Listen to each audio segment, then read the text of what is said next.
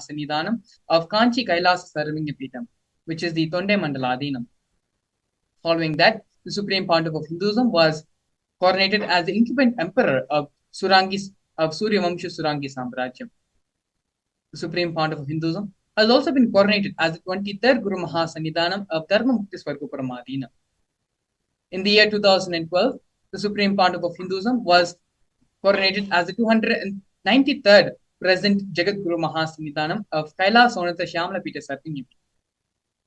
In the same year, the Supreme Pontiff of Hinduism was also coronated as the Mahamandaleshwar, which is the supreme spiritual head of the Mahanirvani Akhada, which is the largest apex monastic order in Hinduism. In the following years, the Supreme Pontiff of Hinduism was also coronated as the 1008th Acharya Mahamandaleshwar, which is the head of all spiritual leaders of the Atal Akhada, which is the ancient most apex body of Hinduism. And in the year 2015, the Supreme Pontiff of Hinduism was elected as the Supreme Pontiff of Hinduism by a congregation of over 1,000 Hindu leaders and pontiffs.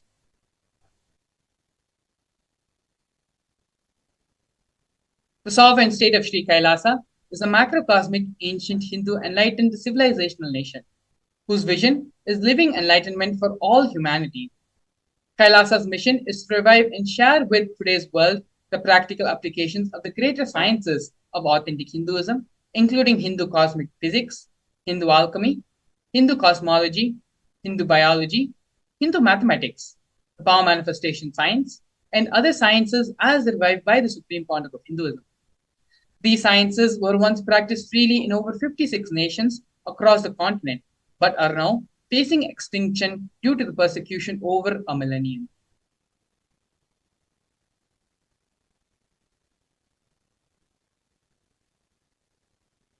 We are now going to be seeing the various Uniting Nations initiatives. The 108 Sri Kailasa's Uniting Nations initiatives are the 108 different initiatives taken up by the Sri Kailasa Uniting Nations, supporting a variety of humanitarian services which collectively allow for the creation of an enlightened, peaceful, sustainable, equitable, resilient, and thriving world.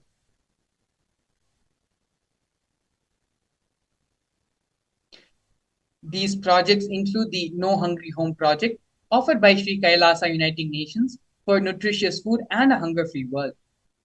Over the past 27 years, more than 1 billion meals have been served by Sri Kailasa.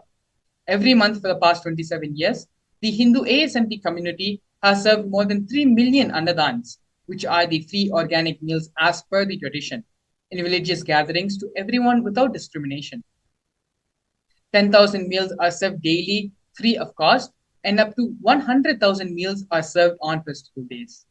And as you can see here in many of these photographs, Supreme Pontiff of Hinduism himself is performing the Annadan for all the devotees and disciples gathered.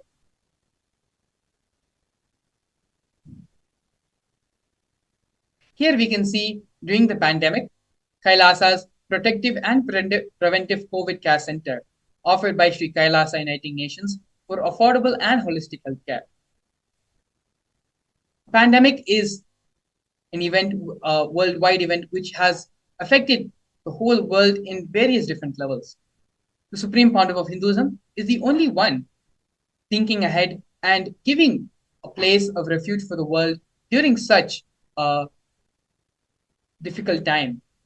The Supreme Pontiff of Hinduism converted his monastery campuses into a multi-layer quarantine facility, free for all people, regardless of any differences in age, gender, caste, creed, ethnicity, color, or socioeconomic status.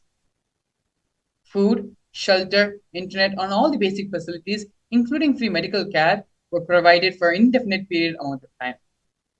More than 30 million citizens followed Kailasa's 28-day spiritual regime in the year 2020.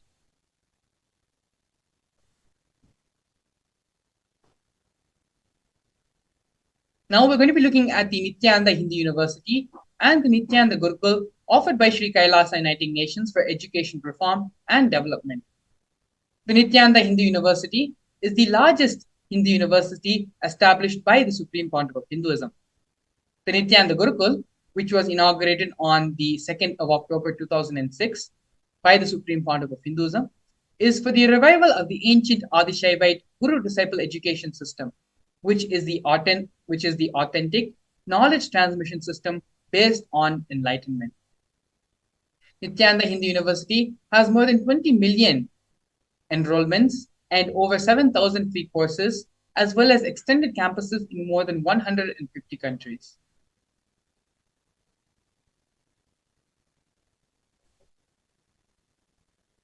Here we can see the Nithyananda Jnanalaya project and the Hinduismpedia project offered by Sri Kailasa Uniting Nations for the protection of Hindu scriptures. The Nithyananda Hindu Jnanalaya project was established by the Supreme Pontiff of Hinduism to scriptures while ensuring that knowledge is made accessible and shared free of collecting and preserving 1 million source books on Hinduism. The Supreme Pontiff of Hinduism himself has authored more than 10,000 books in 3 different languages, translated into 50 other different languages, and published 10,000 different articles, given more than 10,000 hours of free discourses with a combined view of more than 1 billion. In the Kailasa's Hinduismpedia project, the Supreme Pontiff of Hinduism has collected more than 15 terabyte of digital books and rare manuscripts from all the 19 Sarvingapitams, ancient muds, and ashrams. More than 1 billion pages on Hinduism, collection of 22,000 digital books, 1,000 e-text books, and over 100,000 articles on various topics in Hindu.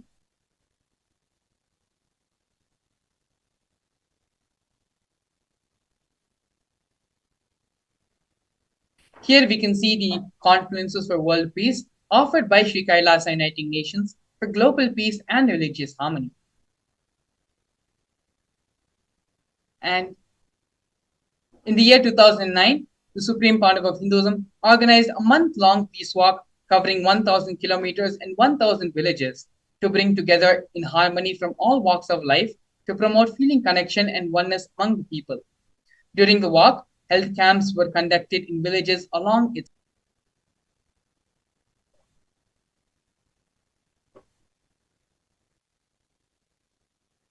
Here we have the women empowerment programs offered by Sri Kailasa Uniting Nations for feminine empowerment and gender equality. Kailasa's Yogini Sarvingapitam is the establishment of yoga and meditation universities to empower the quality of life and emphasis on life solutions through the Vedas and Agamas, empowering the indigenous rural women, fighting against wrongful gender stereotyping, gender-based violence, and lack of inclusive and quality learning environments.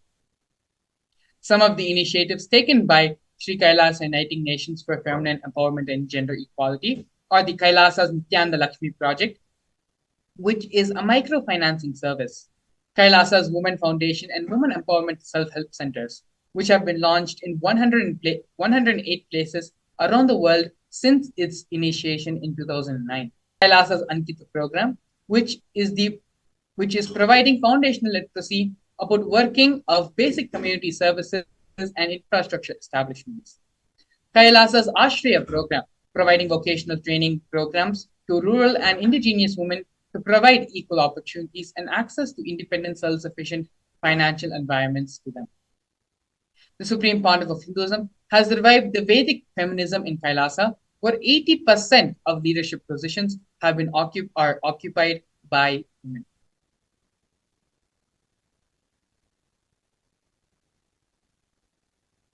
Here we can see the Nithyananda Yoga offered by Sri Kailasa Uniting Nations for yoga. The Supreme Pontiff of Hinduism has revived 108 scientifically validated kriyas, specifically targeting the 108 major diseases and disorders, such as diabetes, arthritis, and blood pressure. The revival of the ancient traditional forms of yoga, where the Supreme Pontiff of Hinduism has revived the ancient pole yoga, which is the Shivastambha yoga, and rope yoga, Kundalini Rajju yoga, in which yogic asanas, postures, and weight balancing techniques are performed to create the yogic physiology, aligning it to the cosmic geometry that manifests superconscious powers.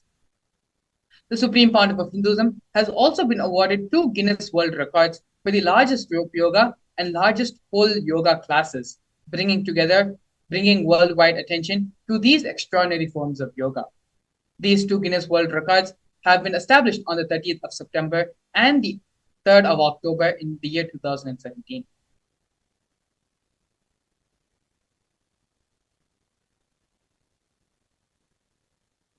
Here we can see one of the most historical moments and milestones in the history of the building of Kailasa nation, where Kailasa, the first nation of Hindus led by the Supreme Pontiff of Hinduism, Bhagavan Sri Nithyananda Paramashivam, spoke on behalf of 2 billion global Hindu diaspora at the 14th session of the United Nations Forum on Minority Issues. A significant milestone in the history of Hindus and the sovereign state of Sri Kailasa happened on the 2nd of December 2021. His Excellency Sri Nitya Moksha Priyananda, Ambassador Extraordinary and Philanthropy of Kailasa, representing the persecution of Hindus at the 14th session of the United Nations Forum on Minority Issues. The theme of the forum was conflict prevention and the protection of human rights of minorities. This was the first time the plight of persecuted Hindu minorities was represented in the United Nations. The systematic and generational attacks on Hindu indigenous traditions were highlighted in this meeting.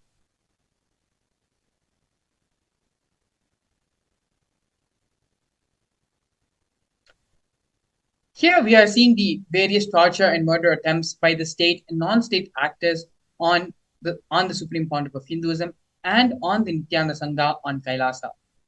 Over 70 assassination attempts have been made on the Supreme Pontiff of Hinduism, all physical attacks in India and abroad. More than 40 attacks on community members, destruction of monasteries and temples. Over 60 incidents of attacks of molestation and rape of women and women monks. Intense lawfare through the 100 false legal cases being put on the Supreme Pontiff of Hinduism. All but one have been dismissed. Intersectional persecution using the entire government mechanism, politically owned media, police and judiciary controlled by politicians, inciting mob violence through the social media. Here you can see the multiple various different ways the anti-Hindu and anti-spiritual elements have been trying to attack and assassinate the Supreme Pontiff of Hinduism. Throughout all this illegal persecution happening on the Supreme Pontiff of Hinduism, Swamiji was unwavering in his intention to revive Hinduism and give superconscious breakthrough to the entire world, through which the establishment of the Hindu nation of Kailasa has happened. So now, after a short break, we're going to be looking into the next segment of today's program, which is the power manifestation, understanding the science of power manifestation, the Shastra Pramana for the power manifestation science, how the Supreme Pontiff of Hinduism is reviving this power manifestation science, as well as the live demonstration of the various powers of power manifestation. We'll be back with you after a short break. A more intelligently connected world leads to a brighter future. An enlightened humanity leads to a better world. During the Paramashivam program, we help people to discover their superhuman possibilities and help them to find and achieve the true purpose of their birth by giving them the techniques, practices, and methodologies from the Vedagamas, the original source scriptures of Hinduism. The Supreme Pontiff of Hinduism is reviving the ancient original Vedas and Agamas in all its glory, in a user-friendly way for the modern mind. The Supreme Pontiff of Hinduism is transforming human beings into divine beings, reviving, initiating, and replicating the 463 powers from the Agamas revealed by Paramashivam. The Supreme Pontiff of Hinduism is not just giving solutions for every problem man faces, but is making them irrelevant to their lives by transforming human beings into divine beings. Listen. Any argument presented by your mind, body, your present reality to establish you are not Paramashiva. You are not omniscient, omnipotent, omnipresent. Anything presented to prove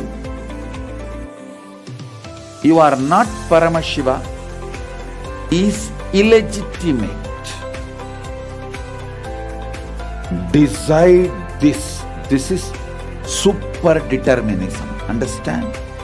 Anything you declare as illegitimate will lose power over you, will die in few days, few minutes, maybe in few weeks, whatever few days it takes.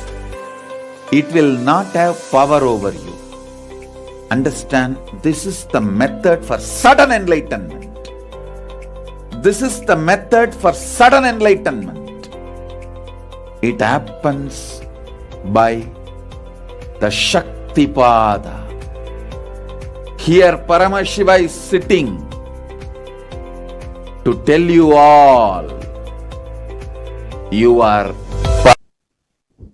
Nithyanandam, we welcome everyone to this beautiful and powerful session on the science of power manifestations. In this session, we are going to be having a beautiful explanation of what is the Shaktis, what are Shaktis, and how they are manifested, how they can benefit our life, and last but most important, we'll be having a live demonstration of the powers of Paramashiva.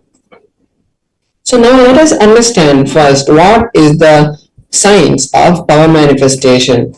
In the Vedagamas, the source scriptures of Hinduism, Paramashiva reveals in elaborate detail about the fact that every human being is hardwired to manifest the Shaktis of Paramashiva.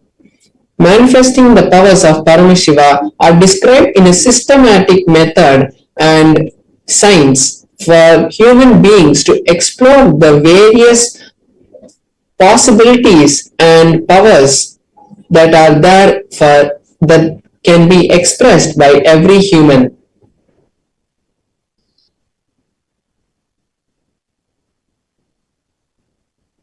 Now we'll be seeing what is the difference between Shaktis and Siddhis, because this is a very common topic which everyone gets confused. Shaktis are expressed from the space of oneness, from the space of enlightenment as a side effect of feeling connection with the extraordinary divinity or the supreme Paramashiva. And whereas the Siddhis are powers that are manifested while you are on the path of enlightenment and you are doing tapas. Shaktis are of Paramashiva, and when Paramashiva manifests through an ordinary human, these are Shaktis. Whereas Siddhis are not permanent, and Shaktis manifest from the space of initiation. When the Guru directly initiates us into the Shaktis, we start manifesting powers, whereas the Siddhis manifest when we do tapas and distract us from the path of enlightenment.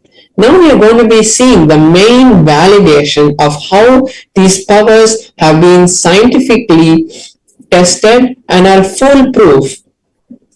The powers are tested in 4 different ways. First, there is a Shastra Pramana, which is the scriptural reference of these powers. What Paramashiva has to say about these powers in the Vedas and the Agamas. Next, we have the Apta Pramana, which is the time-tested, foolproof experiences of our ancient scientists, the Rishis. All the enlightened masters and Rishis who have come before us and manifested these powers and shown them to the humanity, those are the Apta Pramanas. The Atma Pramanas are the validated and foolproof tested manifestations that the Supreme Pontiff of Hinduism has experienced in his life. After verifying his experiences with the Shastra Pramana and the Atma Pramana, he shares it to the world as his Atma Pramana. Then we have the Pratyaksha Pramana, which is the scientific study the empirical evidence of these powers.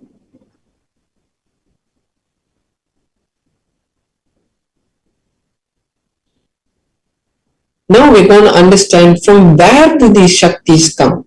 The source of these Shaktis is Paramashiva. Paramashiva is the source of all the Shaktis. Paramashiva is the primordial divinity in Hinduism, the ultimate reality, and he is the self-effulgent Swayam Prakasha, and he is omniscient and omnipotent. He is there all around us, and he is the one who manifests through us to manifest anything in this world, whether it is just a movement of our hand or it is the manifestation of these extraordinary Shaktis, or it is the creation of universes. Everything manifests from Paramashiva.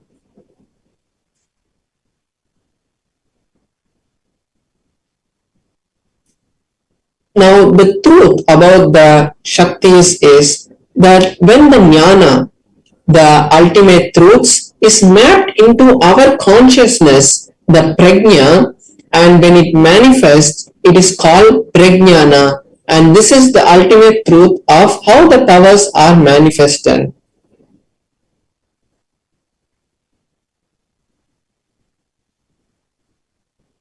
Now, we'll be seeing the Shastra Pramana for the power of third eye. The power of third eye is not just the power to read a piece of paper that is there in front of us. It is the power that exists in the intra-organ, called the third eye, called the Agnya Chakra, and that is the organ from which all these powers manifest, whether it is body scanning, remote vision, consciousness over matter, any power that manifests actually happens from our third eye center. So the Shastra Pramana for the power of third eye is from the Vijnana Bhairava Tantra, Sutra 34. The verse goes, Kapalantar manonyasa tishtannilita lochanaha kramena manaso dadyat lakshayet lakshyamuttamam. The translation goes, by fixing the mind on the inner space within the crown center and slowly with stability without any movement, and keeping the eyes in succession, pulling the eyes in succession to the third eye, one is able to see beyond this physical eyesight and is able to see the goal, the lakshyam, and he attains the space of oneness with Paramashiva. So this is the detailed instruction of how the power of third eye manifests. Now we'll be seeing the Apta Pramana, how our rishis, how the ancient history has shown this manifestation happening. In the beautiful scripture called the Bhagavad Gita, which is in the Mahabharata, when the historical event of the Kurukshetra happened, Bhagavan Shri Krishna revealed to Arjuna the beautiful scripture of the Bhagavad Gita. And in that Bhagavad Gita, Arjuna asks Bhagavan Shri Krishna to show his Vishwarupa Darshana, his cosmic form. And at that time, Bhagavan Shri Krishna tells Arjuna that with these physical eyes of yours, you cannot view this cosmic form of mine. So, I initiate you into the third eye, into the divine vision of the third eye, and with those eyes you can view my cosmic form, the Vishwarupa Darshana. And after this initiation, Arjuna was able to view the cosmic form of Bhagavan Shri Krishna and gave a detailed explanation of the whole cosmic form in the 11th chapter of the Bhagavad Gita.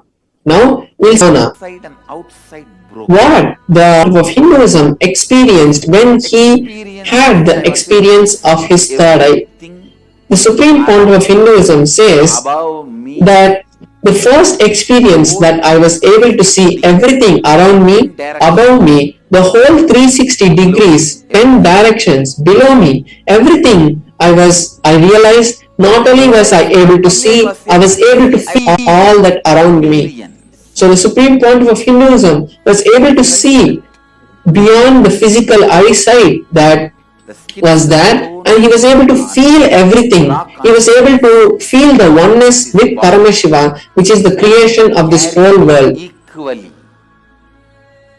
in both. Now we'll be seeing the power of They consciousness over exist matter, equally. which manifests from the space of Paramashiva. Before that, we'll just quickly see the Pratyaksha Pramana for the power of third eye. What science has found about the third eye. So when the PET scan, a type of brain scan, was conducted on the Supreme Pontiff of Hinduism himself, they had found that there was an intense amount of frequencies which were being emitted from the frontal lobe of the Supreme Pontiff of Hinduism. So they had found that when the Supreme Pontiff of Hinduism was in a deep state of Samadhi or meditation, there was a high amount of frequency, which was a high amount of energy, which was being found exactly where the point of the third eye is. So this is the Pratyaksha Pramana, the empirical evidence for the power of third eye. Now we'll be seeing the Shastra Pramana for the power of consciousness over matter. The power of consciousness over matter is also in the Vijnana Bhairava Tantra, and it is in the Sutra 120, Dharana 95. क्वचिद् वस्तुनि विन्यस्य शनैः दृष्टुं निवर्तयेत् तज्ज्ञानं चित्तसहितं देवि शून्यालयो भवेत्. Beautifully, Paramashiva says in this verse, by having fixed one's eyes on a particular object, vastu, one should slowly withdraw the gaze, the sight from that object, as well as slowly eliminate the knowledge and the thoughts and impressions of that object. Then, O Devi, one abides in Shunya, the state of all-inclusiveness and infinite oneness. So this is the beautiful meaning of the Shastra Pramana of the power of consciousness over matter. Now we'll be having a live demonstration of the power of consciousness over matter. So here I'll be manifesting the power of consciousness over matter by placing my Atmalinga on my hand. My hand will be placed on a flat surface, and I'm going to be placing my Atmalinga on top of my hand. And when I connect with Paramashivam, we'll be having the beautiful darshan of Paramashiva manifesting the Atmalinga to stand. So just before we enter into the power, I'll be showing my hand also in a close-up camera so that all of us can see how the Atmalinga is standing, and how in my hand there is no strings or any other thing which is attached. And we also can know that the Atmalinga is made of a crystalline material, so there cannot be any magnetic substance magnetic material which is used to make the Atmalinga stand. And so now we have the close-up camera. So here you can see my hand, and there's no strings tied, there's no glue or anything, and we can also see the Atmalinga also, there is nothing tied to it, and as it is a crystalline material, there cannot be any magnet which can be used to make the Atmalinga stand.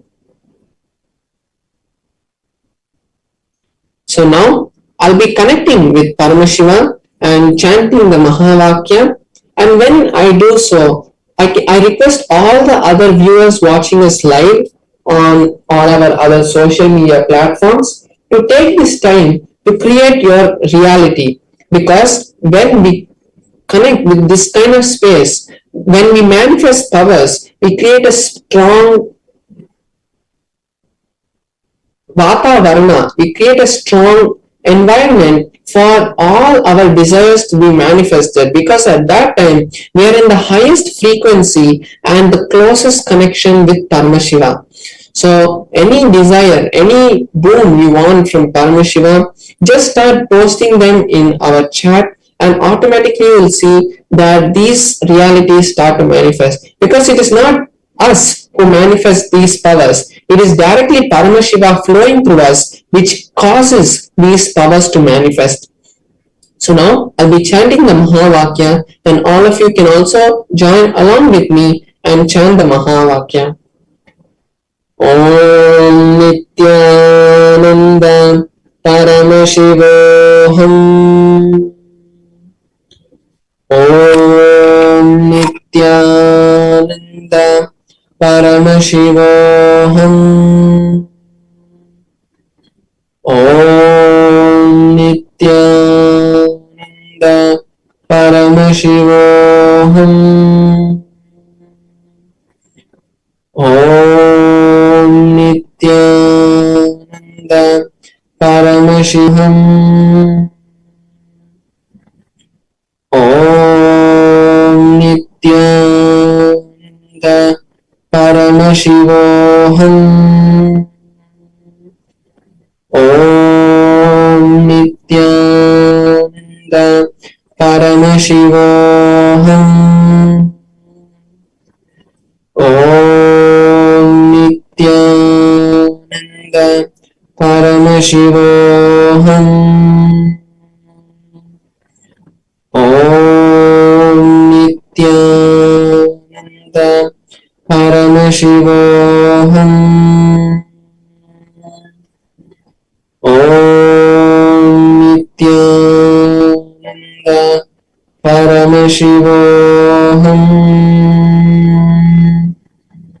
Om Nithyananda Paramashivoham. Om Nithyananda Paramashivoham.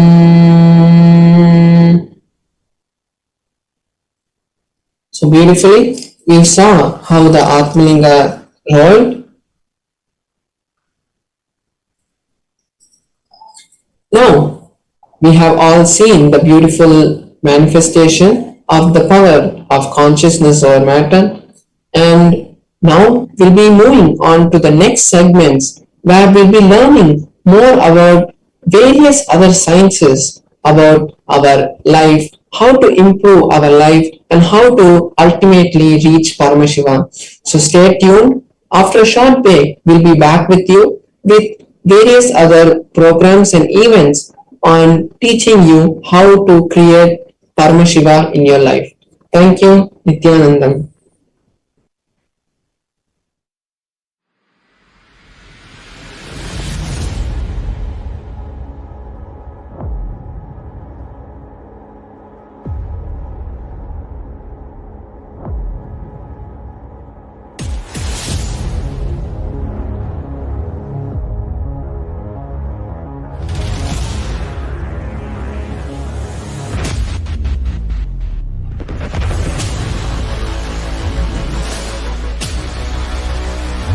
A more intelligently connected world leads to a brighter future. An enlightened humanity leads to a better world. During the Paramashivam program, we help people to discover their superhuman possibilities and help them to find and achieve the true purpose of their birth by giving them the techniques, practices, and methodologies from the Vedagamas, the original source scriptures of Hinduism. The Supreme Pontiff of Hinduism is reviving the ancient original Vedas and Agamas in all its glory, in a user-friendly way for the modern mind. The Supreme Pontiff of Hinduism is transforming human beings into divine beings, reviving, initiating, and replicating the 463 powers from the Agamas revealed by Paramashiva. The Supreme Pontiff of Hinduism is not just giving solutions for every problem man faces, but is making them irrelevant to their lives by transforming human beings into divine beings. Listen. Any argument presented by your mind, body, your present reality to establish you are not Paramashiva. You are not omniscient, omnipotent, omnipresent. Anything presented to prove you are not Paramashiva is illegitimate. Decide this. This is super determinism. Understand? Anything you declare as illegitimate will lose power over you, will die in few days, few minutes, maybe in few weeks, whatever few days it takes. It will not have power over you. Understand, this is the method for sudden enlightenment. This is the method for sudden enlightenment. It happens by the Shaktipada. Here Paramashiva is sitting to tell you all, you are Paramashiva, you are me, with Shaktipada and Shaktinipada. The Dvitiya Vijnasa Krama is an extensive and thorough yoga sequence to prepare your body to receive the experience being given. Yes, we're back. Beautifully, we saw the power manifestation demonstration done by Sri Paramashananda Maharaj, where he was able to make the Atmalinga stand in his hand with the grace and blessings of the Supreme Point of Hinduism. We are now going to be entering the next segment of today's program, which is understanding who is Ardhanareeshwara. What is the Ardhanareeshwara Murti? It is this Bhava Darshan which the Supreme Point of Hinduism is going to be gracing all of us today. Ardhanareeshwara Murti is the pure manifestation of the cosmic union of Paramashiva and Parashakti, the manifestation of Tantric enlightenment.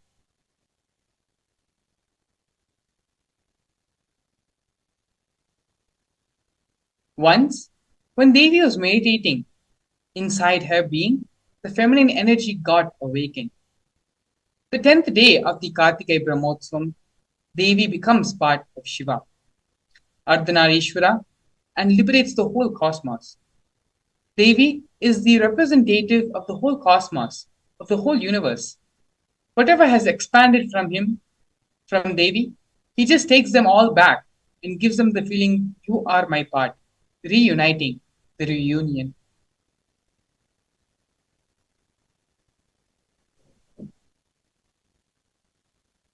So, all the lamps which has become different have now become one.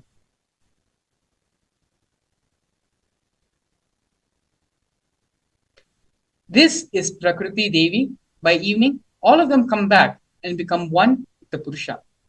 This is what Devi becoming Ardhanareeshwara, the Prakriti becoming Purusha, is the celebration. These are the direct words of the Supreme Pontiff of Hinduism, explaining the significance of the Ardhanareeshwara Leela happening. We are now going to be watching a series of satsangs where the Supreme Pontiff of Hinduism directly expands on this topic of who is the Ardhanareeshwara Murti, its significance, and by meditating, having the darshan upon the Ardhanareeshwara Murti, what is the space of completion and superconscious awakening that can happen in us. Please stay tuned. We will now be entering into the satsang. You can all actually sit straight and be in the meditative space of listening. It is only when we are in the space of listening, the words of the Supreme Pontiff of Hinduism get imbibed into our systems. And from hearing, we move into the space of listening. So please take a few moments and sit straight and come to the restful awareness. Allow yourself to settle down and give your complete listening to Swamiji. Let us now get ready and watch this video.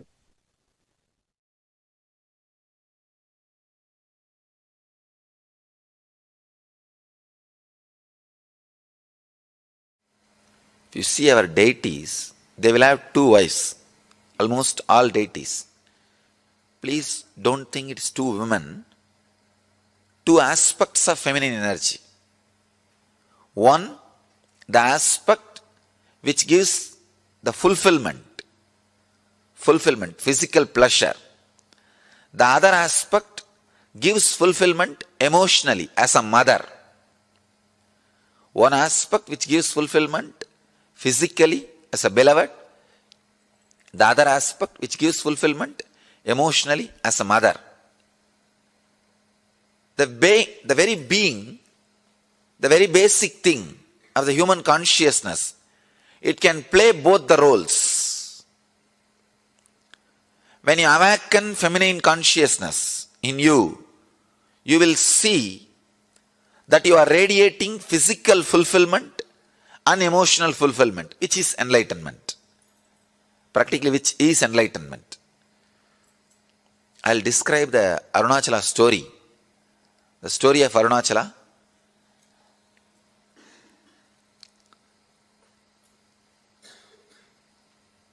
The whole Arunachala story is story of women, story of feminine energy. The story says that Devi was meditating and inside her being, the feminine energy got awakened. Please understand, not masculine. Feminine energy got awakened. She became Ardhanareeshwara. The description exactly it says, in Devi, the feminine energy is awakened and she became Ardhanareeshwara. Means half male, half female. You will be surprised. See, in male, if female energy is awakened and the description says he became half male and half female, perfectly alright. You can understand. But the story says, in Devi, the feminine energy, the feminine Shakti is awakened and she became Ardhanareeshwara. Means, when a woman experiences fulfillment, she experiences her beloved aspect and mother aspect completely. The beloved aspect and mother aspect. Please understand. If you are just beloved, you will be materialistic, outgoing. If you are just mother, you will be introvert, caring, compassionate. But both the aspects awaken a new consciousness in you. I can say complete fulfillment.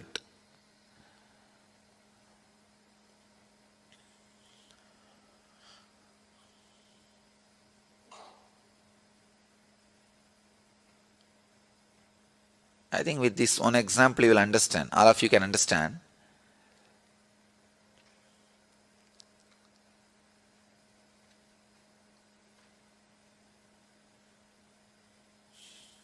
With this one example, all of you will be able to understand that mother and beloved dimension. If you are missing the mother dimension, naturally just a beloved dimension cannot fulfill you. If you are missing the beloved dimension, just the mother dimension cannot fulfill you. The body and emotion, both will have fulfillment only when you experience both the dimension. A person who can experience and express both dimension is Ardhanareeshwara. Please understand, Ardhanareeshwara does not mean just half male, half female. Ardhanareeshwara is the person who experience both dimension of feminine qualities. Of feminine qualities. When a man becomes enlightened, he becomes a leader. When a woman becomes enlightened, she becomes mother and beloved. Ability to radiate both dimensions. So the Arunachala story describes Devi. She expressed her both dimensions. That is why she became Ardhanareeshwara. She experiences and radiates Ardhanareeshwara consciousness. Each one of you were carrying the feminine energy. Awakening that feminine energy is enlightenment. Please understand. The first introduction to Tantra, I'll get the sutras and read the sutras to you guys. You will be surprised. First introduction to Tantra. Shiva has spoken 64 Tantras. 64 Tantras and around 60,000 sutras. Please understand, I commented only on 112 sutras. But Shiva has spoken 60,000 sutras. The first introduction he tells, whoever listens, let you all become Devi. Only then you can understand this sutra, this techniques. He says very beautifully, he gives us a meditation technique. Even the brain setup, even the thinking, the body, physical body language, the mental setup, whatever you know as feminine consciousness, or women, meditate on that. Please understand. He says you can't actually completely understand the woman consciousness, even if you are a woman. Even if you think you are a woman. So the feminine consciousness, I have to use two different words. Feminine consciousness, women body. Women body has a more possibility for feminine consciousness. That does not mean just because you are in the women body, you experience or express feminine consciousness. When Shiva starts the Tantra, first thing he says, intensely meditate on the feminine consciousness. Whatever idea you have about the feminine consciousness, live. And Ramakrishna, he practiced. The word Tantra simply means technique, methodology. In Hindu Dharma, all methodology for manifesting the space, powers and being of Paramashiva is called Tantra. That's it. Please understand. State, space, powers and being of Paramashiva, manifesting that is called Tantra. Any methodology adopted for that purpose is called Tantra. In course of time, it got associated with multiple traditions like Shakta, Bauddha, Samana. In multiple sampradayas, orders, traditions of Hinduism, it got identified, associated, started having different connotations, and then comes the anti-Hindu narratives, anti-Hindu forces, Hindu-phobic forces contains this word and boxes it inside gory sexual activities and orgies. Without any understandings and reality, I tell you, Tantra is the most anti-sex practice. In real tantric practice, whether you do it with your own being or you do it with some beings outside, it just liberates you from everything felt as a need or urge. Understand? Food is not wrong, but urge pushing you to eat is wrong. Sex is not wrong, but the urge making you lose your balance and your integrity, you to do the act is wrong. Understand? Anything which breaks your integrity is wrong, not the act.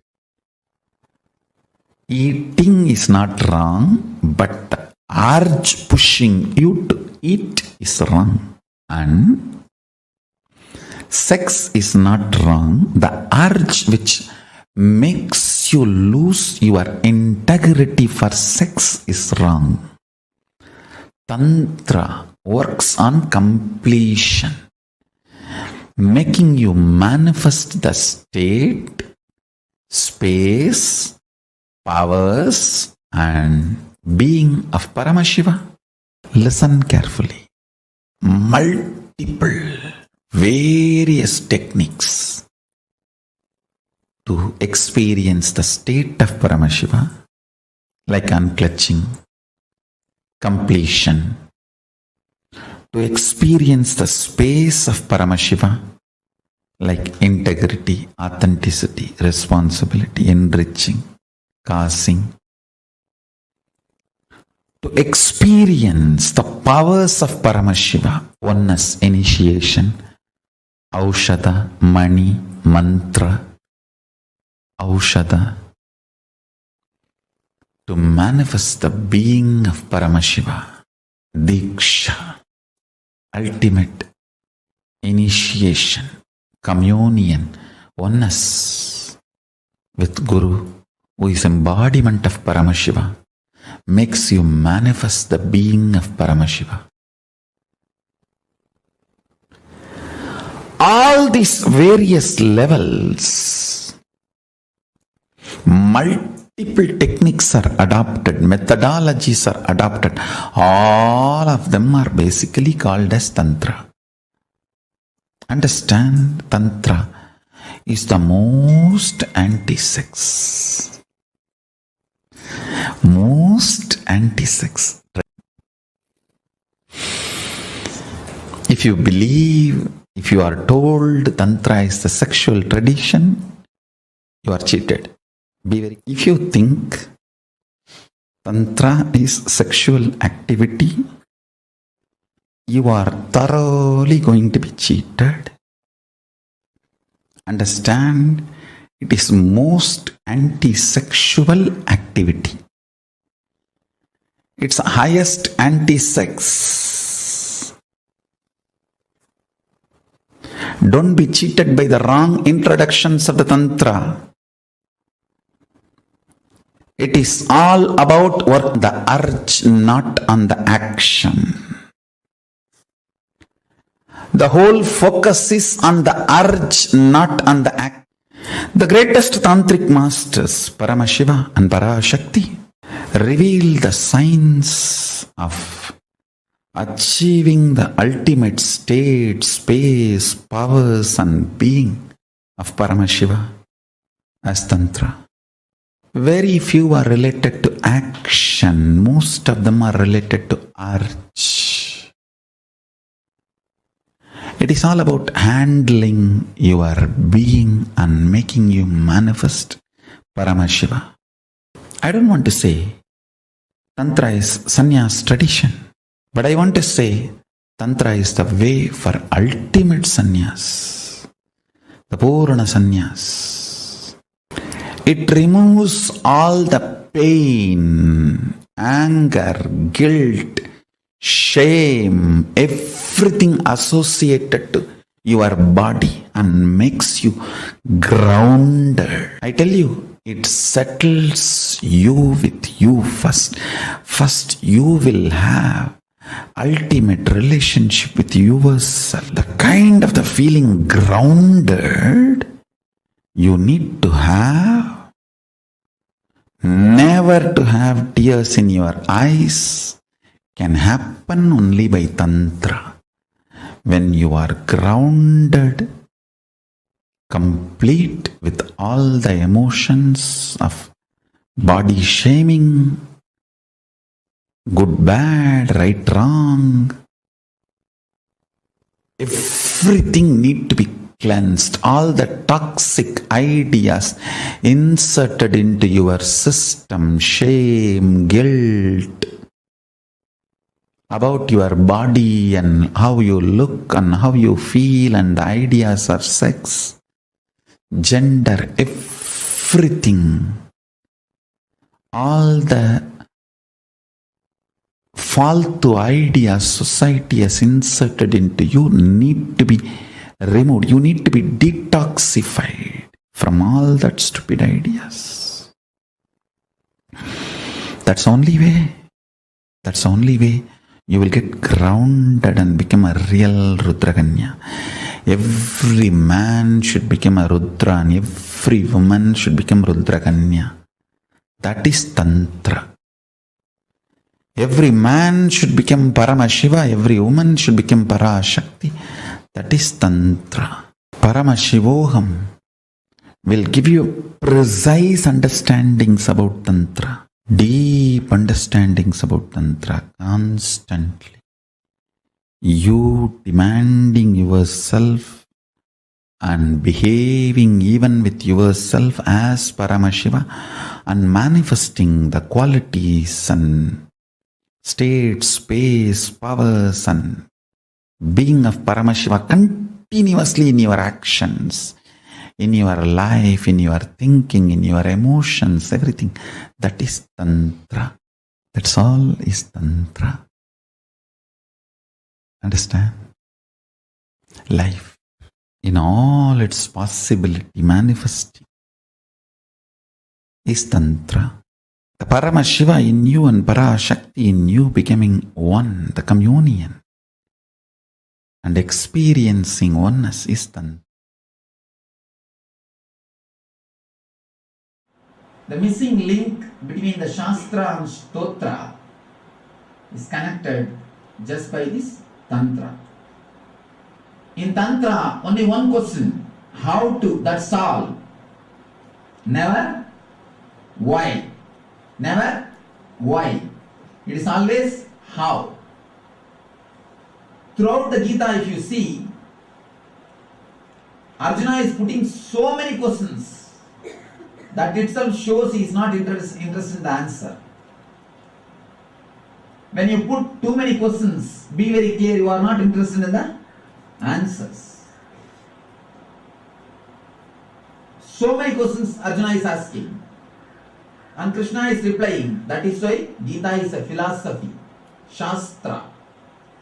Gita-su, Upanishatsu, Sarva Vidyaya, Yoga Sastre. Shastra. Somebody asked me, Swamiji, why Gita has become so popular? Why not Vijnana Veda Tantra? He said, no, this is only for intelligent people. Naturally, intelligent people are very few. This is not for mass. This is not for intellectuals. This is for intelligence. People who are working in the field of intelligence. People who are intelligent. Only for them, this Tantra. Throughout this Tantra, only once Devi asks only one question, that's all. Devi puts only one question. That is not even a question. Just she awakens Shiva to deliver this, that's all. It's not even a question. Just she gives chance for Shiva to express himself over. But throughout Gita you can see so many questions again and again and again. If you want to become scientist, ask how. If you ask why, you will become a philosopher. If you ask how, you will become a scientist. Tantra answers only the how, never the why. Tantra answers how. It gives you the technique straight away. Tantra is not at all concerned about the truth. Please be very clear. It is not at all concerned about the truth. It is concerned about your experience of truth. It doesn't want to sell words. It doesn't want to sell empty words. Tantra is not a bookshop. It is not even a library. It is just laboratory. Shastras are libraries. Tantra is a laboratory. It is concerned only about alchemy process. It wants you to reach it over. It never bothers about what is truth. It bothers how you can reach, how you can achieve. Tantra is too great truth. It is too much on a common mass, on a common man. Normal man cannot digest or tolerate.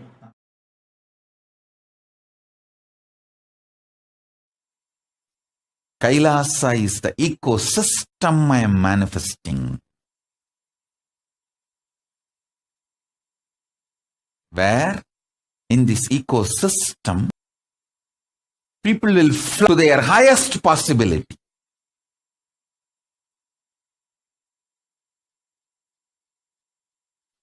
When people are feeling bored, couples are feeling bored, tired, that middle age boredom and tiredness hits them,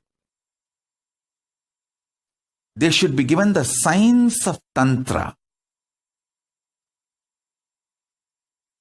They should try to find oneness, not just body alone, through the mind, the common goals, common emotions, commonly what they enjoy, art, science, different fields.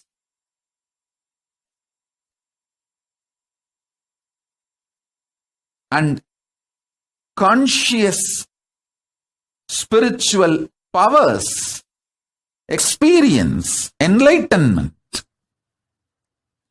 If you find something which makes you experience oneness, you will never think of divorce. You know how to go to the depths of each one's consciousness and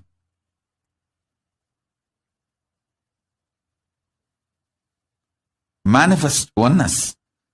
You will not feel tired or bored with the other person. You know there's so much to explore. So much of possibility is there. This is the science of Tantra.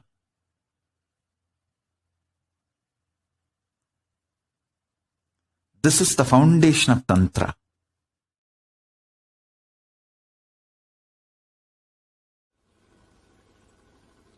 Shiva is embodiment of love. This very story, he gets married after the Manmata was burnt, shows the marriage was pure love. It was pure love, the pure bhakti, the pure Anahata Chakra is embodiment of Anahata Chakra. Understand? There is a beautiful description of Shiva and Parvati's relationship in Tantra. The description says the Shiva had the motherly attitude towards Devi. The relationship was described. I was surprised when I read those descriptions. It says Shiva felt Devi is his own mother. A strong motherly connection means what? The pure Anahata. The pure Anahata energy. When the pure Anahata energy is experienced, you feel with the whole world. Either you feel that you are the mother of the whole world, or you feel the whole world is your mother. The description says, Shiva felt Devi is his own mother, and she felt the whole world is her child. If you are in the female body, the female psychology, when anahata opens, you will feel everybody is your child. When you are in the male body, when you are living with male psychology, if the anahata opens, you will feel everybody is your mother. That pure feeling connection.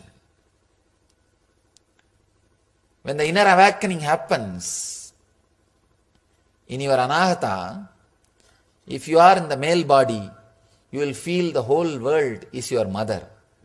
The whole world is mothering you, protecting you, caring you. The existence loves you. Existence is fulfilling itself through you. Please understand, you are the expression of existence, strong, pure will. You are not an accident. You are conscious miracle of existence. When your anahata opens, I tell you even this one example you can understand. If you fall in love with somebody, suddenly, even if you fall in love with one person, suddenly you will see so much of fulfillment. And you will feel everything is so rosy, flowery, green. It's because of anahata. Love has the quality to give you the feeling that whole world cares for you. Whole world mothers you. Shiva's anahata is awakened anahata. That is why even with Parvati, with Uma, he has such a deep feeling of motherly love. What Ramakrishna and Sharada Devi exhibited, that strong feeling of motherly love, means awakened anahata. Tantra is consciousness-centered tradition. It is not body-centered, mind-centered, emotion-centered. It is consciousness-centered tradition. Adhara chakra, symbolic conscious representation of the sex energy, is described with the 4 petals, lotus. 4 petal lotus.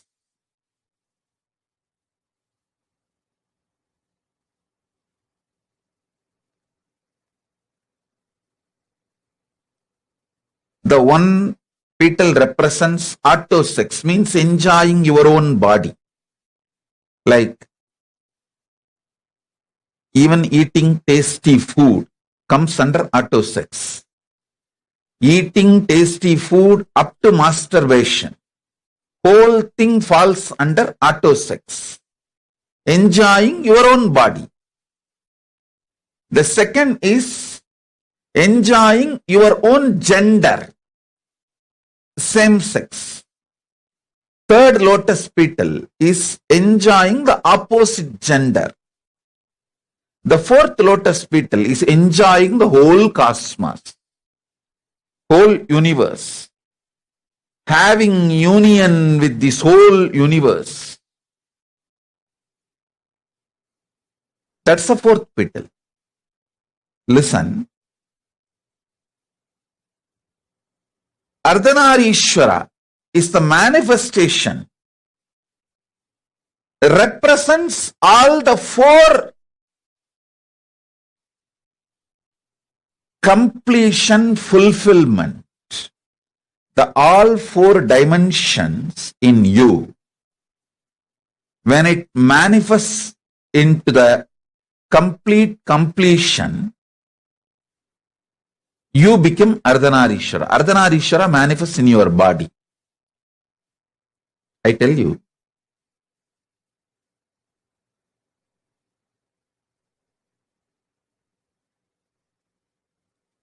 Most powerful sexual energy is radiated by the kids who are taught from young age to connect with Krishna or Muruga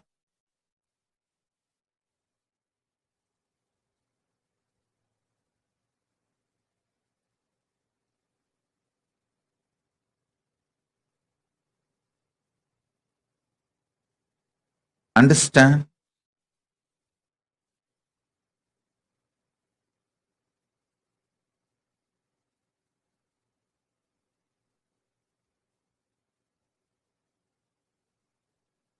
In Hindu tradition, if you are born from Vaishnavite family,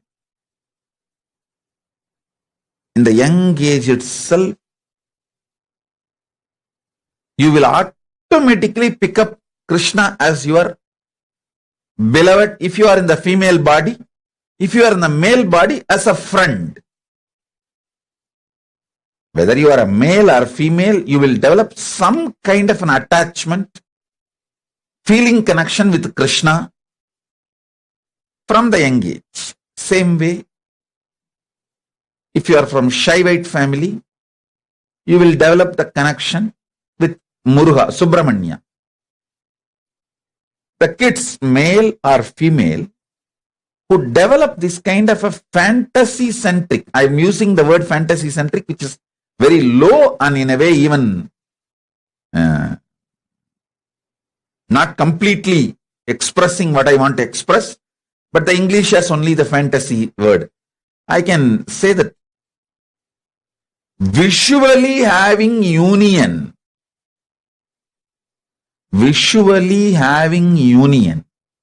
with Krishna or Muruga, even intimate friendship,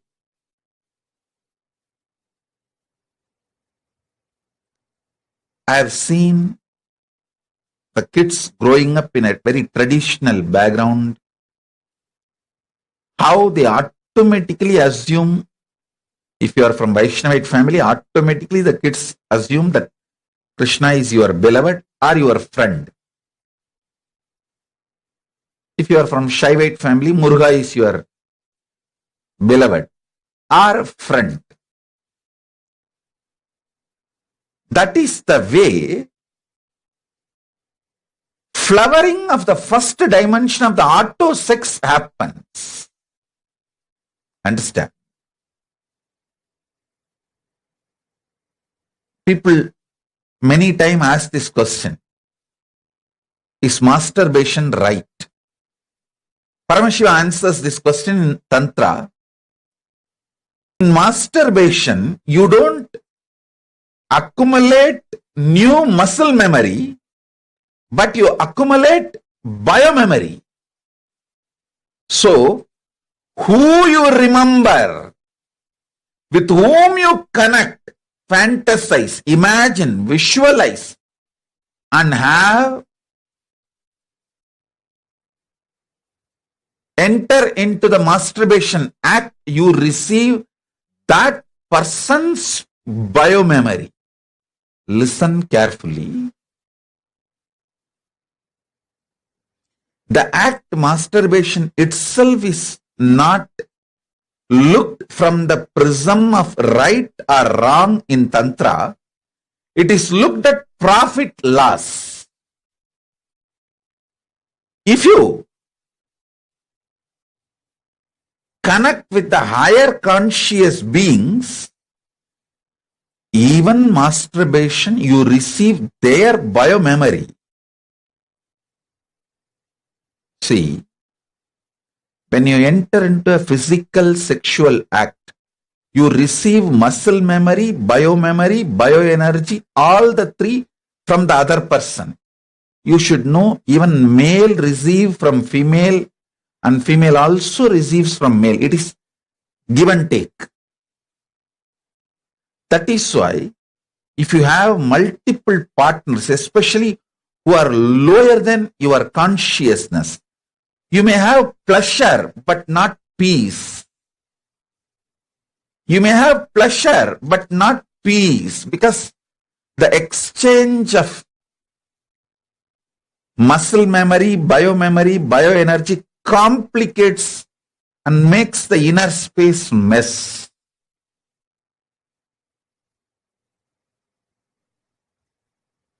In masturbation act, you don't receive muscle memory, but you receive biomemory. So with whom you visualize matters. That decides whether your consciousness is going to raise to the cosmic union or the consciousness is going to go down to a more lower existence, lower level existence. See, life is all about profit loss calculation, not right wrong dictations. Listen, Tantra does not look at life as vidhi nisheda. It looks at life as profit and loss. It just tells you what can profit you and what can bring loss and leaves the decision to you.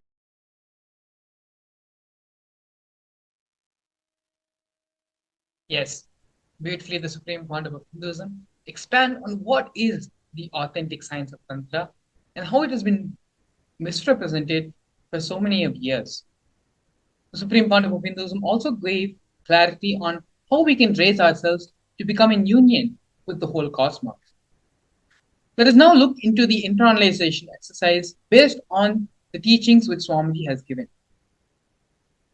We're now going to be looking at the body and the internal organs as well as the intra-organs, which is our consciousness. Information you received through your senses from the outer world and the actions you do, both of these travel into the internal organ and from there to intra-organ, and from there impacts the consciousness which is operating the system. Same way, any conscious decision will persistence you take moves from consciousness to your intra-organs, from intra-organs to your internal organs, and from your internal organs to your body. Understand, all the diseases travel from body to consciousness, travel from consciousness, all the bad things from body to consciousness, and all the best things from consciousness to body. That's all is Tantra. These are the direct words of the Supreme Pontiff of Hinduism, delivered to all of us on the 12th of January 2018. Information from senses travel from a body to the internal organ, to the intra-organ, and then to consciousness. When you take a conscious decision, the will persistence travels from your consciousness to your intra-organs, to your internal organs, and then to your body. Apply this formula in your pleasure, in your pain, in your eating, in your sex, in your seeing, in your music, in your dance, in your spiritual decisions, religious decisions, economical decisions, cultural decisions, social decisions, political decisions. Pen down your understandings. For example, your conscious decision to do yoga at 5 a.m. in the morning travels from your consciousness to your intra-organs, to your Agnya Chakra, the third eye, the seat of will, and from there moves to your internal organs and to your body. So we are now going to be taking the conscious decisions which we want to take in our life. Here we have another example. You see your favorite food in a hotel, restaurant, and your body sends a signal to the internal organs. Your stomach starts feeling hungry, saliva starts getting produced in your mouth. The signal travels to your intra-organs.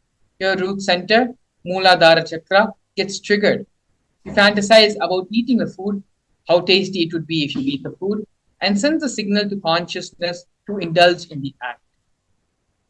In the same way, apply this formula in your pleasure, in your pain, in your eating, in your sex, in your seeing, in your music, in your dance, in your spiritual decisions, religious decisions, economical decisions, cultural decisions, social decisions, and political decisions. Pen down your understandings.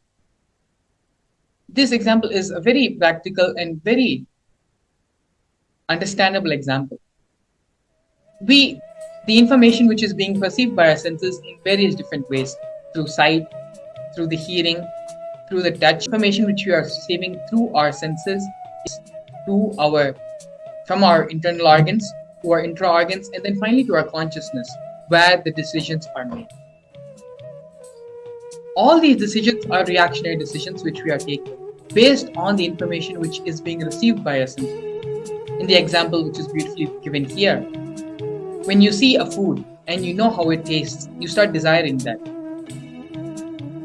The information is being perceived from your eyes, and from your eyes it goes to the rest of your internal organs. You start feeling hungry, the saliva starts getting segregated in your mouth, and then this information, this impulse pushes your consciousness to take this decision of indulging in the act of eating the food.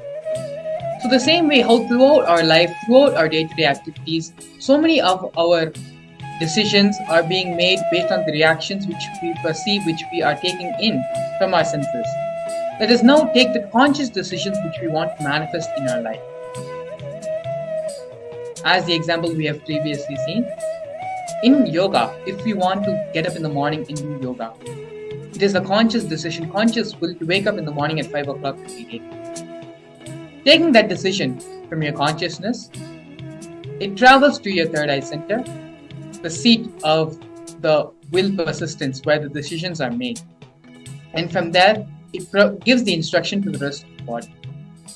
So in each conscious decision you want to make for your life, pen those decisions down.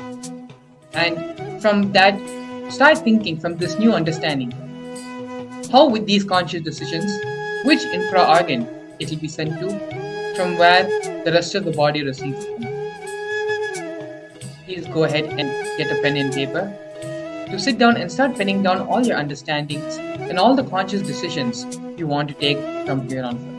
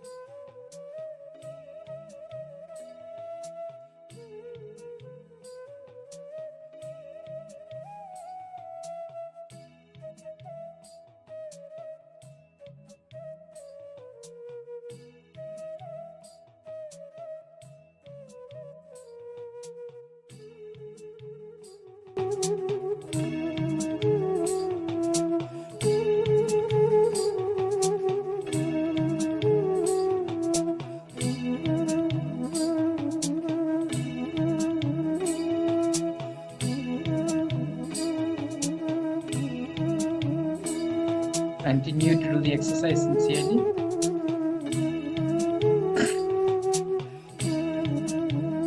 Continue to do the exercise sincerely.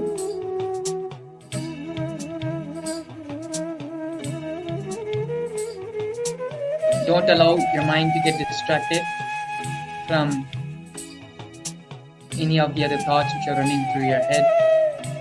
Allow yourself to be completely focused, completely centered, and be involved in the process.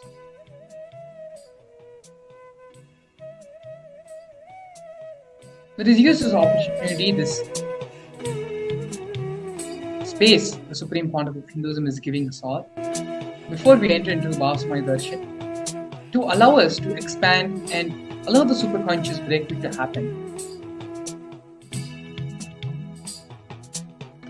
When we do these processes, these internalization exercises, we open up the door in our being to allow the Supreme Pontiff of Hinduism to land in us when the Bhava Samadhi Darshan is happening. So please continue with the exercise, with the workshop.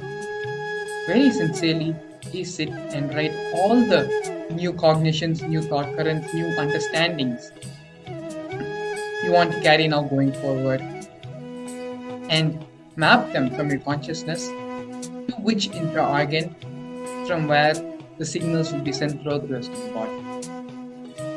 Please continue.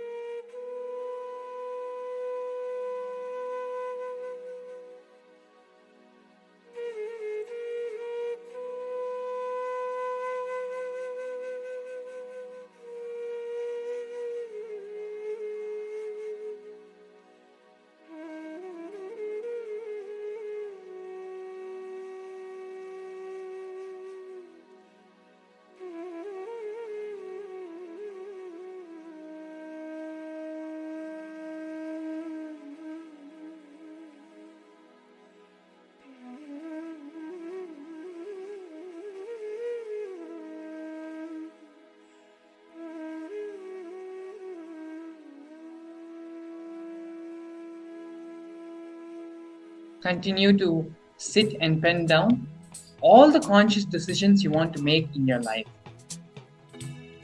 Start penning down all those decisions, all the changes you wanted to implement in your life. Every morning when we all wake up, we all have those 5 or 6 things which we want to change in our life, which we want to accomplish that day. But by the end of the day, our mind wanders and life happens, and by the time we go to bed, we realize that none of the things which we wanted to accomplish have happened that day. This is a vicious cycle which we are constantly suffering from, day in and day out, not able to manifest the reality which we want to manifest for ourselves. Now, through this process, and through the Ardhanareeshwara Bhava Samadhi Darshan, which the Supreme Pontiff of Hinduism is going to be gracing us for in a short while, it can happen only when we allow ourselves to open up and identify the things which we want to manifest in our life. Once we have finished this internalization process, the next step is having the darshan of the Supreme Pontiff of Hinduism. Know that we are ready, we are ripened, and we have plowed the land to allow the Supreme Pontiff of Hinduism to plant the seeds, the initiation seed, in which this superconscious breakthrough is going to happen. Let us register for the Paramashivam program, which is going on right now currently.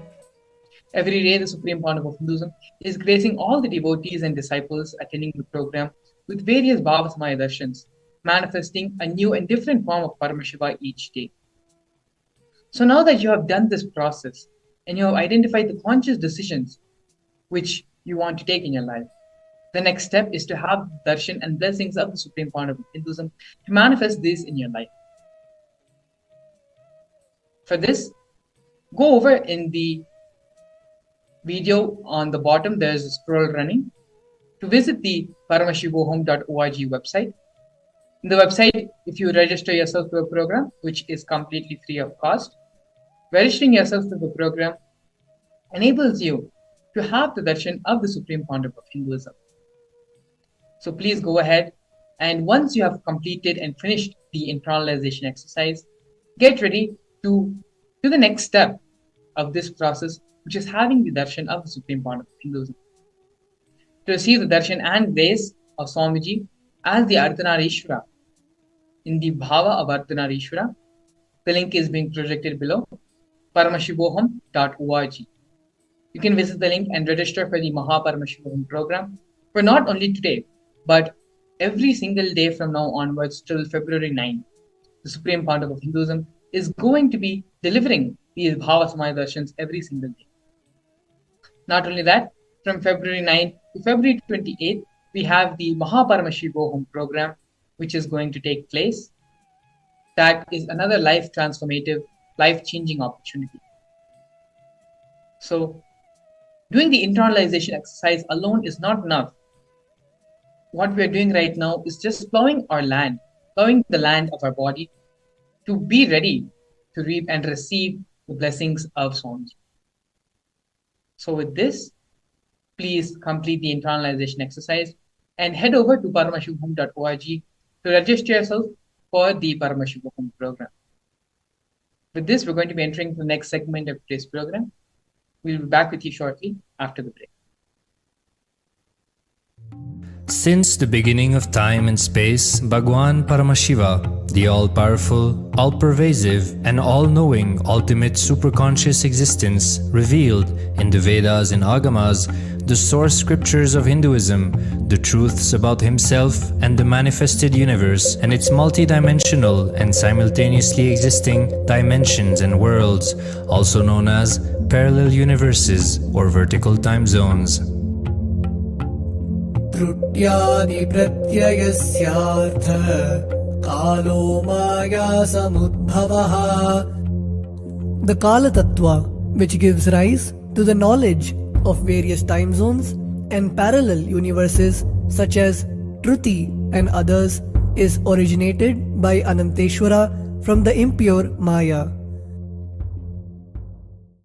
Bhagwan Paramashiva mentions that as we experience the various higher states of consciousness, we simultaneously experience the various time zones associated with them, universes, and experience the other dimensions of our own existence, of our own personality.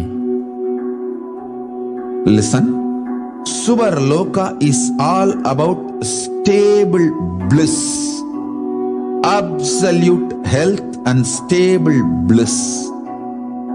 Maharloka is all about the highest peak possibilities.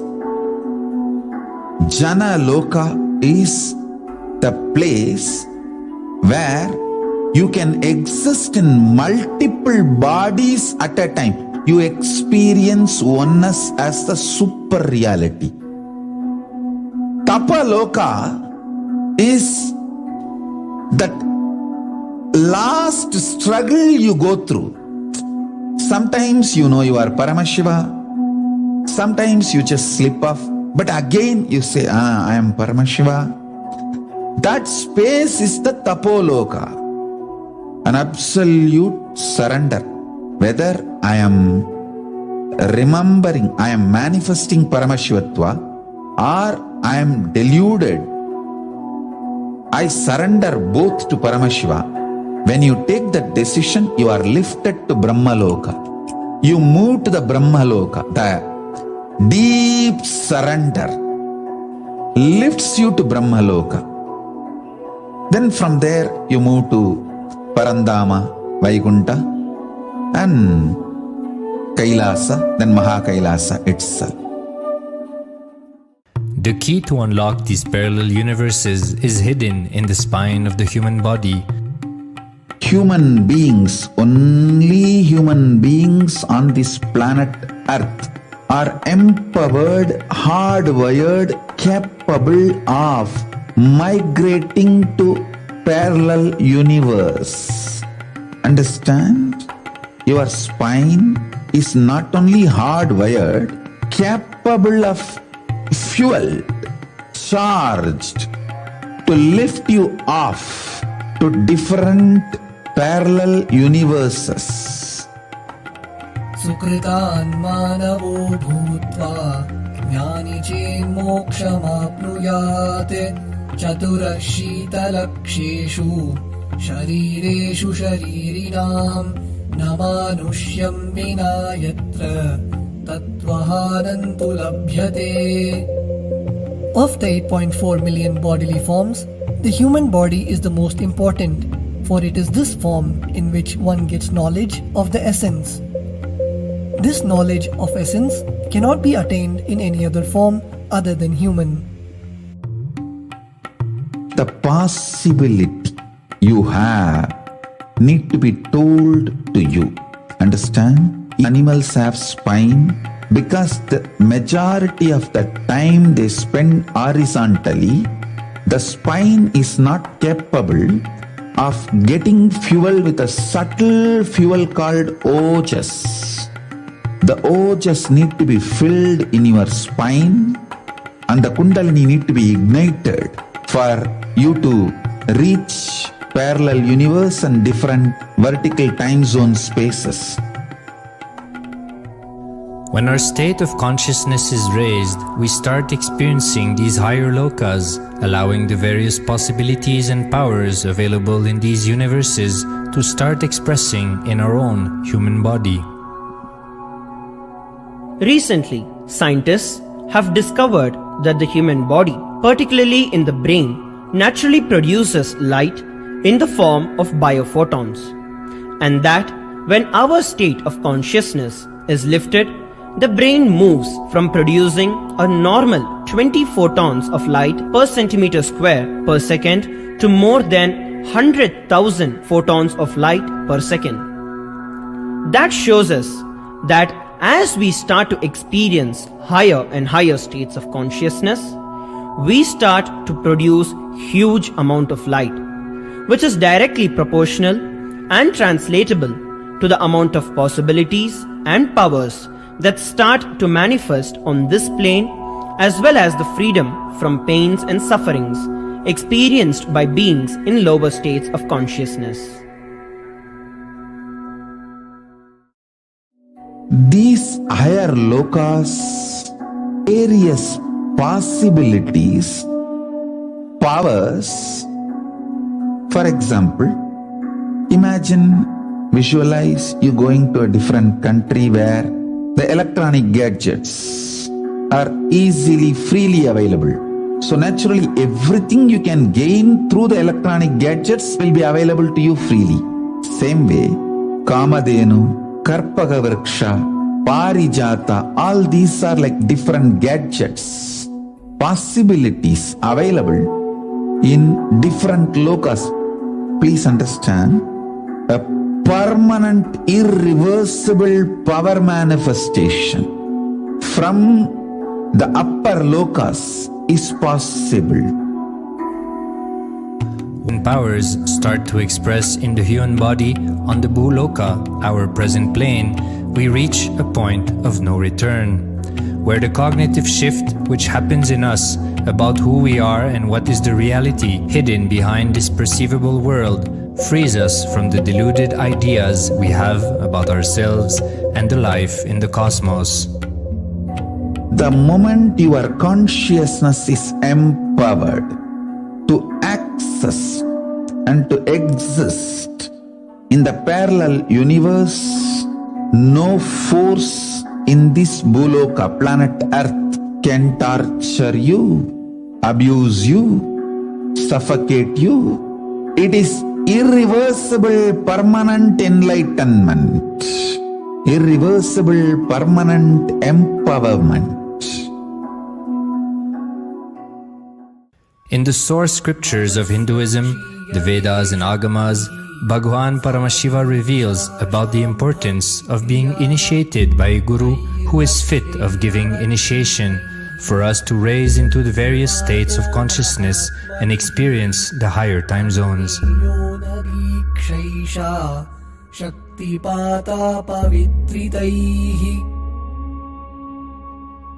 The potency of Anavamala, which veils the innate and essential nature of the soul, is set into the decaying phase by this specific activity.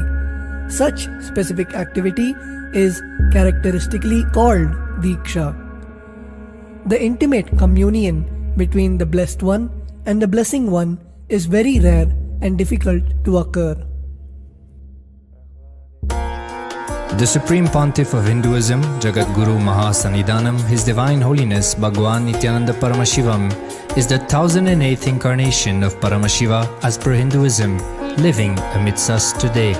Starting out at a young age and enduring years of intense penance, he persevered with the single-pointed vision of experiencing the ultimate oneness with Paramashiva, known as Paramadvaita. He traversed the length and breadth of India, initiated by his gurus into yoga, tantra, and other Eastern metaphysical sciences. After having many profound spiritual experiences, he finally received the ultimate experience of Paramashivoham. I am Paramashiva, from his guru Ardhanareeshwara, an incarnation of Paramashiva himself in the holy town of Tiruvannamalai in South India.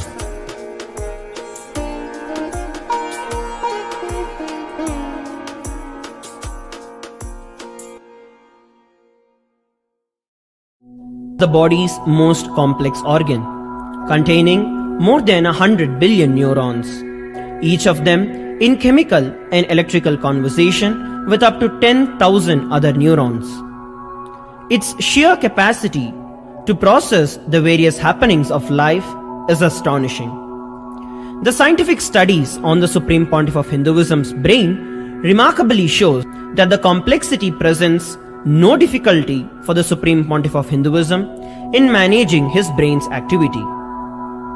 The Supreme Pontiff of Hinduism's capacity to control his brain is very fluid. He can easily shift his brain function and alter his brain waves, allowing the travel into various time zones possible and effortless. The results from the scientific studies conducted on the Supreme Pontiff of Hinduism showed that the human body and brain is able to choose to alter the body and to travel to other dimensions at will. The possibility for people to experience the healing capabilities as well as the higher states of consciousness is an event of immense benefit for humankind. The science of altering the rates and progression of many physical diseases, mental instabilities, and ultimately the superconscious breakthrough has now been made available and achievable for today's humanity. The Supreme Pontiff of Hinduism is a bridge between the world. He is also a bridge between the age-old world of mysticism and the modern world of science and discovery. As brain research continues on a widespread basis, and as we appropriately bring the phenomena of mysticism into the realm of science for further study, we are taking strides on the path of physical and mental health as well as superconsciousness. I'm going to empower, enlighten each and every one of you with the fuel and energy universe. It can make you tireless forever. It can just kill the boredom once and for all in your life. It can just make you manifest third eye power right now. You may experience intense levitation right now. You may experience absolute flexibility of the body and complete detoxification, a complete healing right now. There can be multiple possibilities. I'll infuse this intense supernal effulgence DNA, Tejas, Ojas, Kundalini Shakti into your spine to consciously lift you to Mahakailas.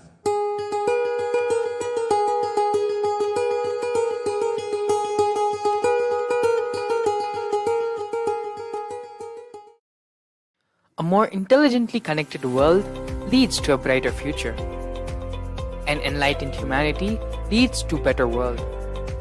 During the Paramashivam program, we help people to discover their superhuman possibilities and help them to find and achieve the true purpose of their birth by giving them the techniques, practices, and methodologies from the Vedagamas, the original source scriptures of Hinduism. The Supreme Pontiff of Hinduism is reviving the ancient original Vedas and Agamas in all its glory, in a user-friendly way for the modern mind. The Supreme Pontiff of Hinduism is transforming human beings into divine beings, reviving, initiating, and replicating the 463 powers from the Agamas revealed by Paramashiva. The Supreme Pontiff of Hinduism is not just giving solutions for every problem man faces, but is making them irrelevant to their lives by transforming human beings into divine beings. Listen. Any argument presented by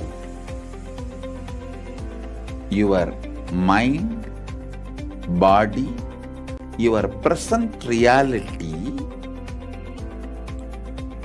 to establish you are not Paramashiva.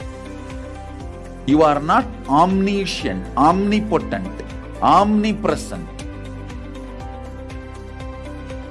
Anything presented to prove you are not Paramashiva is illegitimate. Decide this. This is super determinism. Understand? Anything you declare as illegitimate will lose power over you, will die in few days, few minutes, maybe in few weeks, whatever few days it takes. It will not have power over you. Understand, this is the method for sudden enlightenment. This is the method for sudden enlightenment. It happens by the Shaktipada. Here Paramashiva is sitting to tell you all, you are Paramashiva, you are me, with Shaktipada and Shaktinipada. The Dvitiya Vijnasa Krama is an extensive and thorough yoga sequence to prepare your body to receive the experience being given by the Supreme Founder of Hinduism. Through the yoga, which is aligned as per the source scriptures laid down by Paramashiva and the Agamas, you break all the impossibility in your body and in turn break the very cognition of impossibility. The program leads you to go beyond your human frame and limiting human ideas, which prevents you from living your highest possibility. I will reach you wherever you are, whichever corner of the world you may be. I will reach you with enlightenment. I tell you, I am not here to prove I am God, I am here to prove you are God. Don't wait to become divine. Register now at paramashivoham.org. A more intelligently connected world.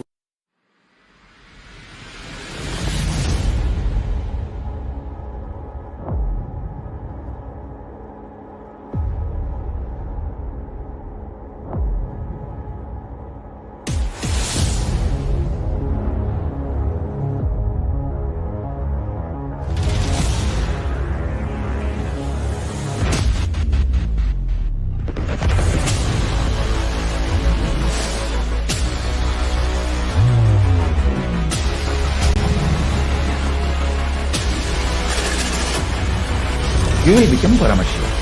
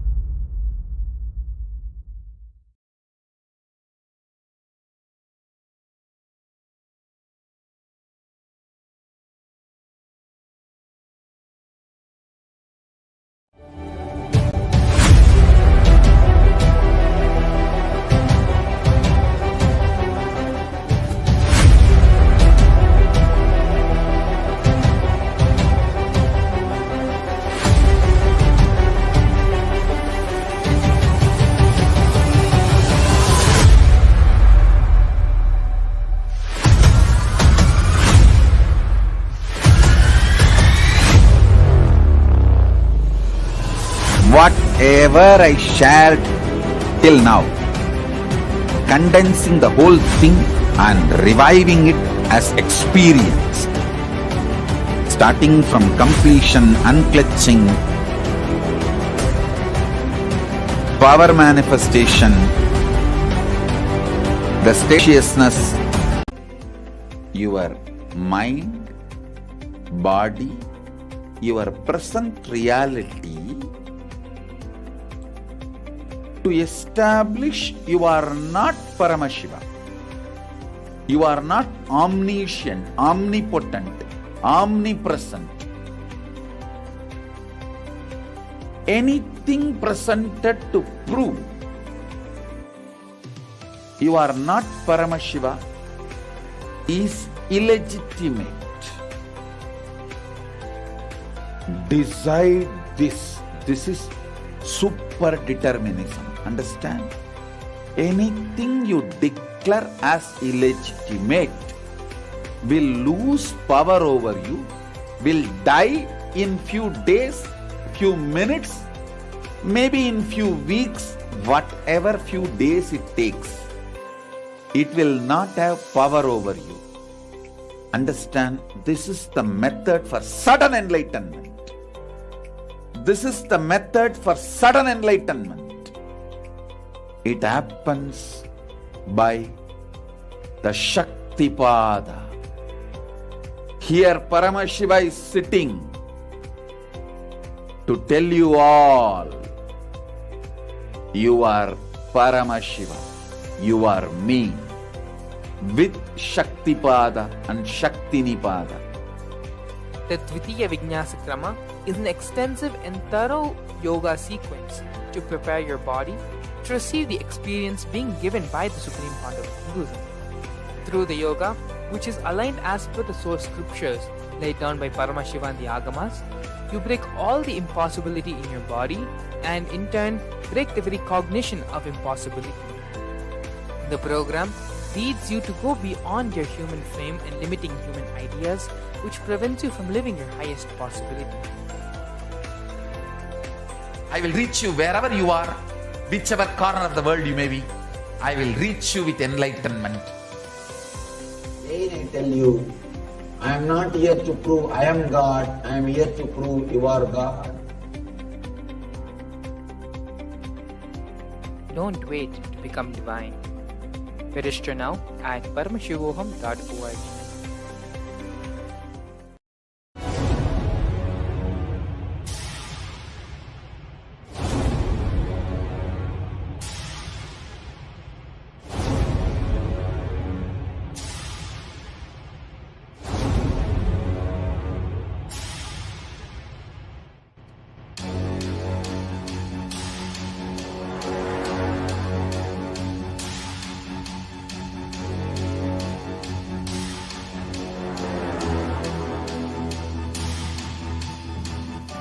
Understand?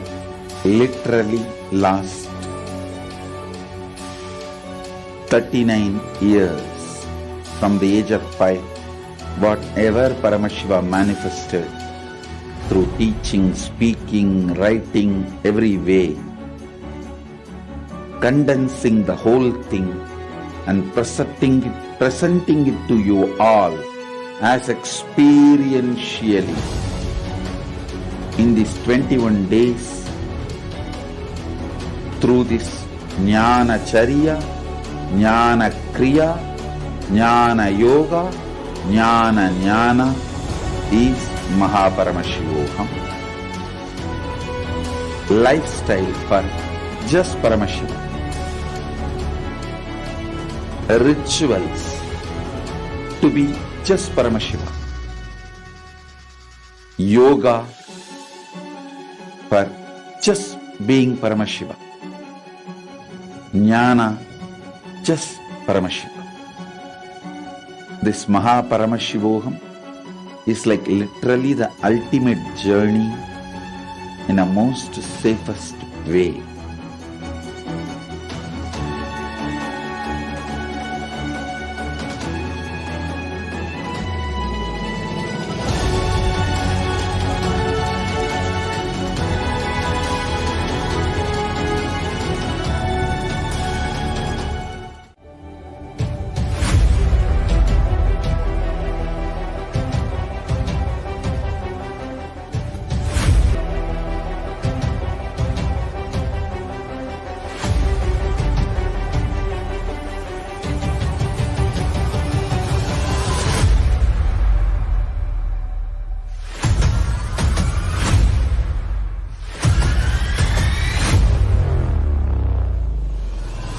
Whatever I shared till now, condensing the whole thing and reviving it as experience. starting from completion, unclutching, power manifestation, the states of consciousness, and the planes, multiple planes, everything.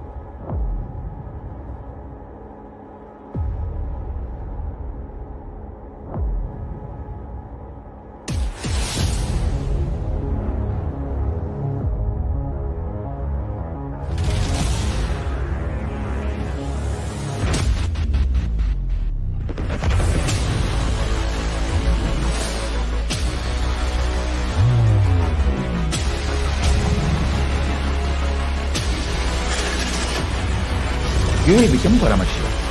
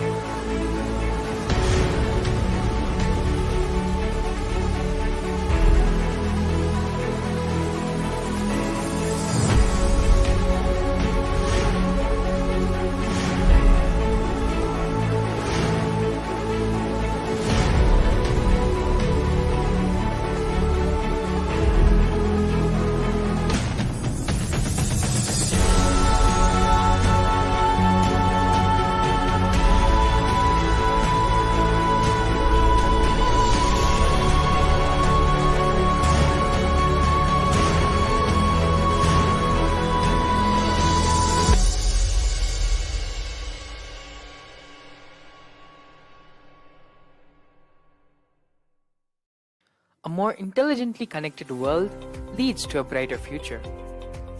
An enlightened humanity leads to a better world. During the Paramashivam program, we help people to discover their superhuman possibilities and help them to find and achieve the true purpose of their birth by giving them the techniques, practices, and methodologies from the Vedagamas, the original source scriptures of Hinduism. The Supreme Pontiff of Hinduism is reviving the ancient original Vedas and Agamas in all its glory, in a user-friendly way for the modern mind. The Supreme Pontiff of Hinduism is transforming human beings into divine beings, reviving, initiating, and replicating the 463 powers from the Agamas revealed by Paramashiva. The Supreme Pontiff of Hinduism is not just giving solutions for every problem man faces, but is making them irrelevant to their lives by transforming human beings into divine beings. Listen. Any argument presented by your mind, body, your present reality to establish you are not Paramashiva. You are not omniscient, omnipotent, omnipresent. Anything presented to prove you are not Paramashiva is illegitimate.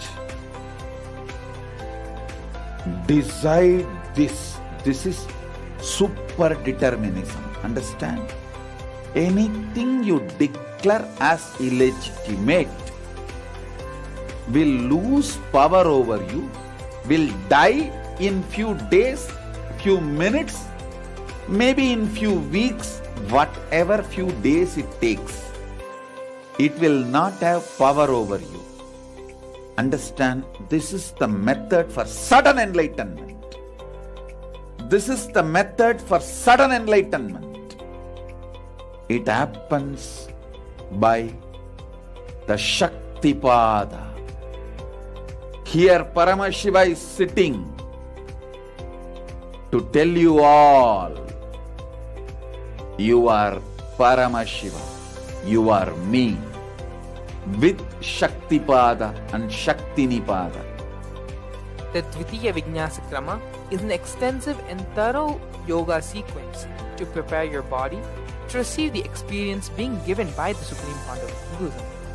Through the yoga, which is aligned as per the source scriptures laid down by Paramashiva and the Agamas, you break all the impossibility in your body and in turn break the very cognition of impossibility.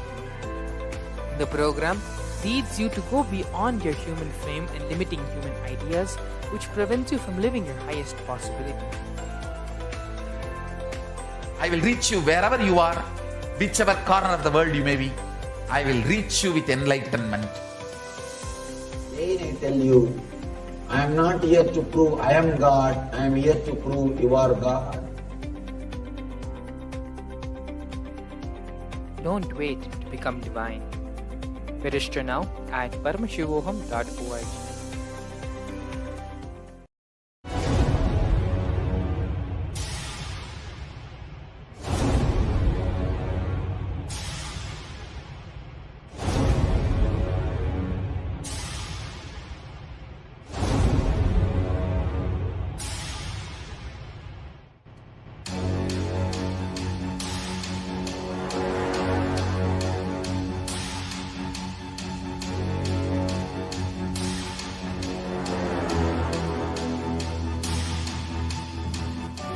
Understand? Literally last 39 years from the age of 5, whatever Paramashiva manifested through teaching, speaking, writing, every way, condensing the whole thing and presenting it to you all as experientially in these 21 days through this Jnana Charya, Jnana Kriya, Jnana Yoga, Jnana Jnana is Mahaparamashivoham. Lifestyle for just Paramashiva. Rituals to be just Paramashiva. Yoga for just being Paramashiva. Jnana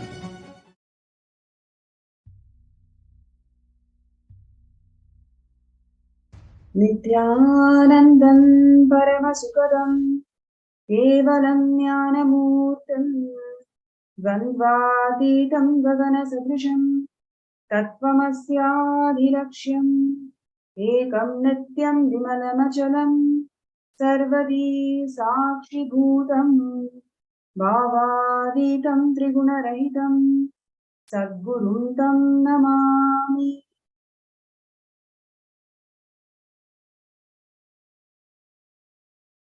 Nithyanandam, I welcome all the viewers and participants around the world for this excellent Bhava Samadhi Darshans that all of us are experiencing and manifesting. Every day, the Supreme Pontiff of Hinduism, Bhagavan Nithyananda Paramashivam Swamiji, is manifesting the 64 manifestations of Paramashiva and gracing us all with this extraordinary experience of Bhava Samadhi Darshans. And today, before we get into the darshan, we're going to be having one of the very important contributions of Kailasa, bringing intellectual legitimacy to Hinduism. So it's going to be a very interactive session today, where we will be discussing various contributions of Kailasa in bringing the intellectual legitimacy. So before we get into the details of this show today, I would like to first briefly describe where do we stand today and why it is very important for us to understand the intellectual legitimacy of Hinduism. Sanskrit, it is one of the oldest available languages that we all know, and it has its dynamic abilities, whether it comes to metaphysical abilities or it comes to greatness of the structure that the language holds, or the formation and the grammar, and its ability to generate numerous meaningful knowledge systems. All of these components forms and makes Sanskrit as something which is extraordinary contribution of Hinduism to the world today. Even now, the modern scientists, whether it is quantum physicists or the mathematicians, every single dynamic field of modern physics and modern mathematics today find nuances in Sanskrit as something extraordinary, and that is something always pertain to research and development. And over the last 2 centuries, the ancient language has been ruthlessly persecuted, and in fact, used to its own advantage, misused and used at the hands of the anti-Hindu elements, in which that the whole context is distorted by mistranslation, and in fact, in many places, addition of the verses. In many cases, it is misrepresentation of the very language itself. So it is by large being abused by the Western Orientalists and also Dravidians, anti-foreigners, who has literally persecuted the entire language and used this as a powerful weapon to attack the intellectual abilities or the intellectual foreground of Hinduism. And today's segment, we are going to see how Kailasa, the supreme pontiff of Hinduism, Swamiji, has immensely contributed in terms of bringing back the intellectual legitimacy of Hinduism, and how by attacking this intellectual component of Hinduism, literally you can see that how Hindus are suffering from this double genocide effect. In a way that you do not even know that you are getting persecuted, you start believing the lies that's been always spread by anti-Hindu elements. For us to be in this double-blind genocide effect, attacking the intellectual component of Hinduism has always played as a very important tool at the hands of anti-Hindus. And today's segment, we're going to be seeing a lot more facts and a lot more details on how the whole intellectual terrorism had happened to Hinduism. And in today's segment, we will be also having some very interesting speakers who has immense experience in terms of learning Shastras or being involved in the various Hindu activist groups, where you can voice and talk about these persecution. And at the same time, they are immensely enriched by Swamiji's grace and Swamiji's contributions of Kailasa, and they're already part of Seven Nipita. So we'll be having very interesting new points coming up from these speakers as well. And firstly, today's show will be focusing on 2 important components. First component is Manusmriti, which is the most abused scripture in the world, in fact. And number 2 is the social systems, Hindu social system, which is Varnashrama Dharma. So how these 2 components, let's take examples of these 2, and we will see in detail how these are used as weapons by misquoting, misrepresentation, and mistranslation, how these import of Hindu social structure as well as Hindu constitution is being abused to make this double genocide of Hindus being really prevalent. Now, firstly, we'll talk about Manusmriti.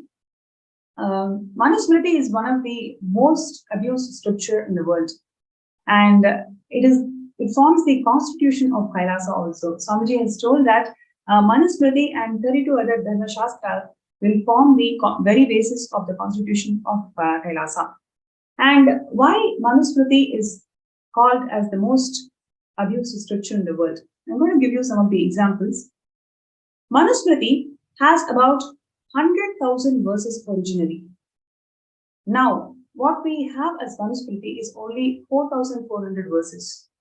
You can see the huge gap in terms of how Manusmriti was presented originally by Manu and what we have today. So where did this gap And where are these 96,000 verses go? That is the question number one. Number two, the original context or the preamble of Manusmriti clearly talks about how the human beings are endowed and empowered to be treated as Paramashiva. That is the first and foremost preamble that Manusmriti is presenting to the world, where it says that you have right to be treated as Paramashiva. So the very preamble of Manusmriti defines the scripture itself, isn't it? Anytime when you go to a bookshop and you want to buy a book, you read the foreword, and the very foreword will actually give you an essence of what the book is going to talk about. This is what is the usual norm, isn't it? That's exactly how the Shastras also operated thousands of years before. So the very preamble of Manusmriti is clearly documenting that everybody has got right to be treated as Paramashiva, and the very nature of this entire social system is only to empower you towards realizing that you are Paramashiva, and that is what the ecosystem's primordial duty is. So when the preamble of Manusmriti is empowering the human beings to be treated as Paramashiva, number one, and it is also defining that the entire social structure, Hindu social structure, is focused towards empowering each person to that realization. Number three, it is also giving the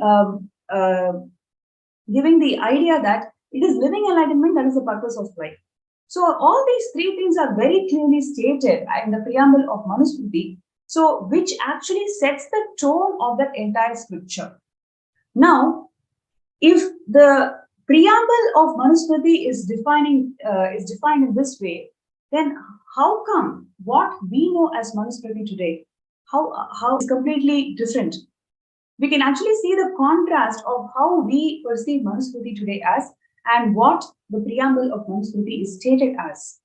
Today, we know Manusmriti as a scripture that actually discriminates women. We know Manusmriti as a scripture that is discriminating the lower caste people. We know Manusmriti as a scripture which denies every right that the woman has. In fact, it talks about women should be under the protection of man. From the birth till the death, she should always be under man. These are some of the violently mistranslated quotes of Manusmriti, which makes us feel that, is this for real? How come Hinduism is actually making people as slaves, especially women and the lower caste people? So we Hindus lost trust in Hindu social structure. We Hindus lost trust in the way women is treated in the society. We Hindus lost trust in the entire ecosystem that Manu had actually empowered the humanity with. That's because of this gross misrepresentation and gross mistranslation that has occurred over the last 2 centuries, which led to this destruction of the entire intellectual understanding about Hinduism. The very preamble of Manusmriti is empowering each and every human being as Paramashiva, while as the mistranslated text is completely distorted. In fact, it gives rise to a hate speech against the very sacred scripture itself. So this is how the anti-Hindu elements used every single component of Hinduism, whatever is actually strengthening, whatever is used to strengthen the ecosystems. These components were picked and chosen, and in fact used, misused, misrepresented, and mistranslated to give that hate speech, to give that double blind genocide effect in all the Hindus. So now we have now I'm going to request all the viewers out there. You can post your comments. You can post your comments in the YouTube chat. What do you feel about this very fact that how Manusmriti is empowering the humanity with, and how it is being treated and misused today? How do you all feel about it? Because the very facts, if you just take the facts of it, you can see how both are extreme corners. But what is presented to today's Hindus is something very, very different, which makes us feel that we have been cheated for last few centuries without even giving the real understanding of what our Shastras talk about. So I request all the viewers and participants today, you can post your feedback, your comments, and how do you feel about this in the Facebook group. And all the YouTube viewers, you can actually post that in the YouTube chat.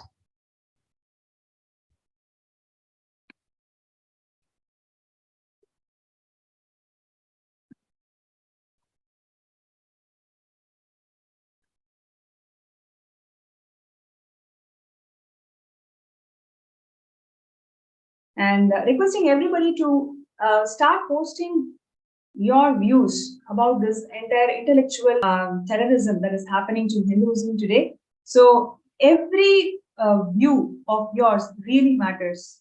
Please understand, if you are part of Kailasa, if you're already part of Swamiji's programs, if you're already a disciple of Swamiji, then you are a Hindu activist. You are the true Hindu activist.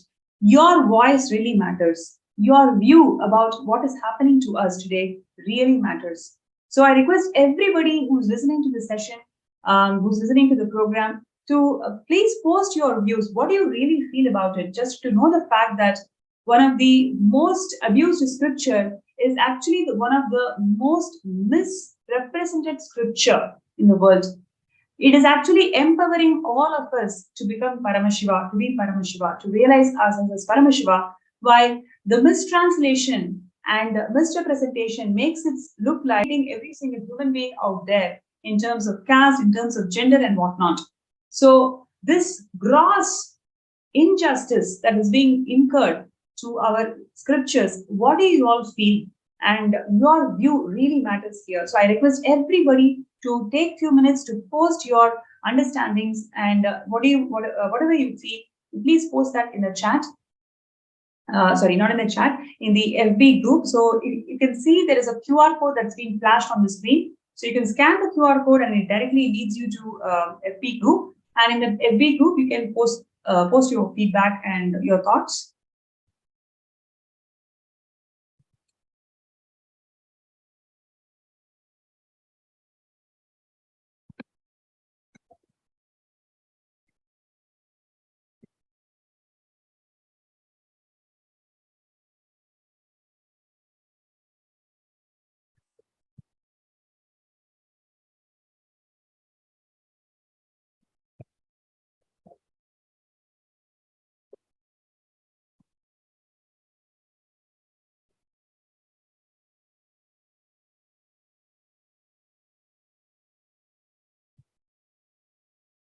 Right. So while we are, waiting for all the participants out there to post your comments and feedback, we will now get into the speakers today.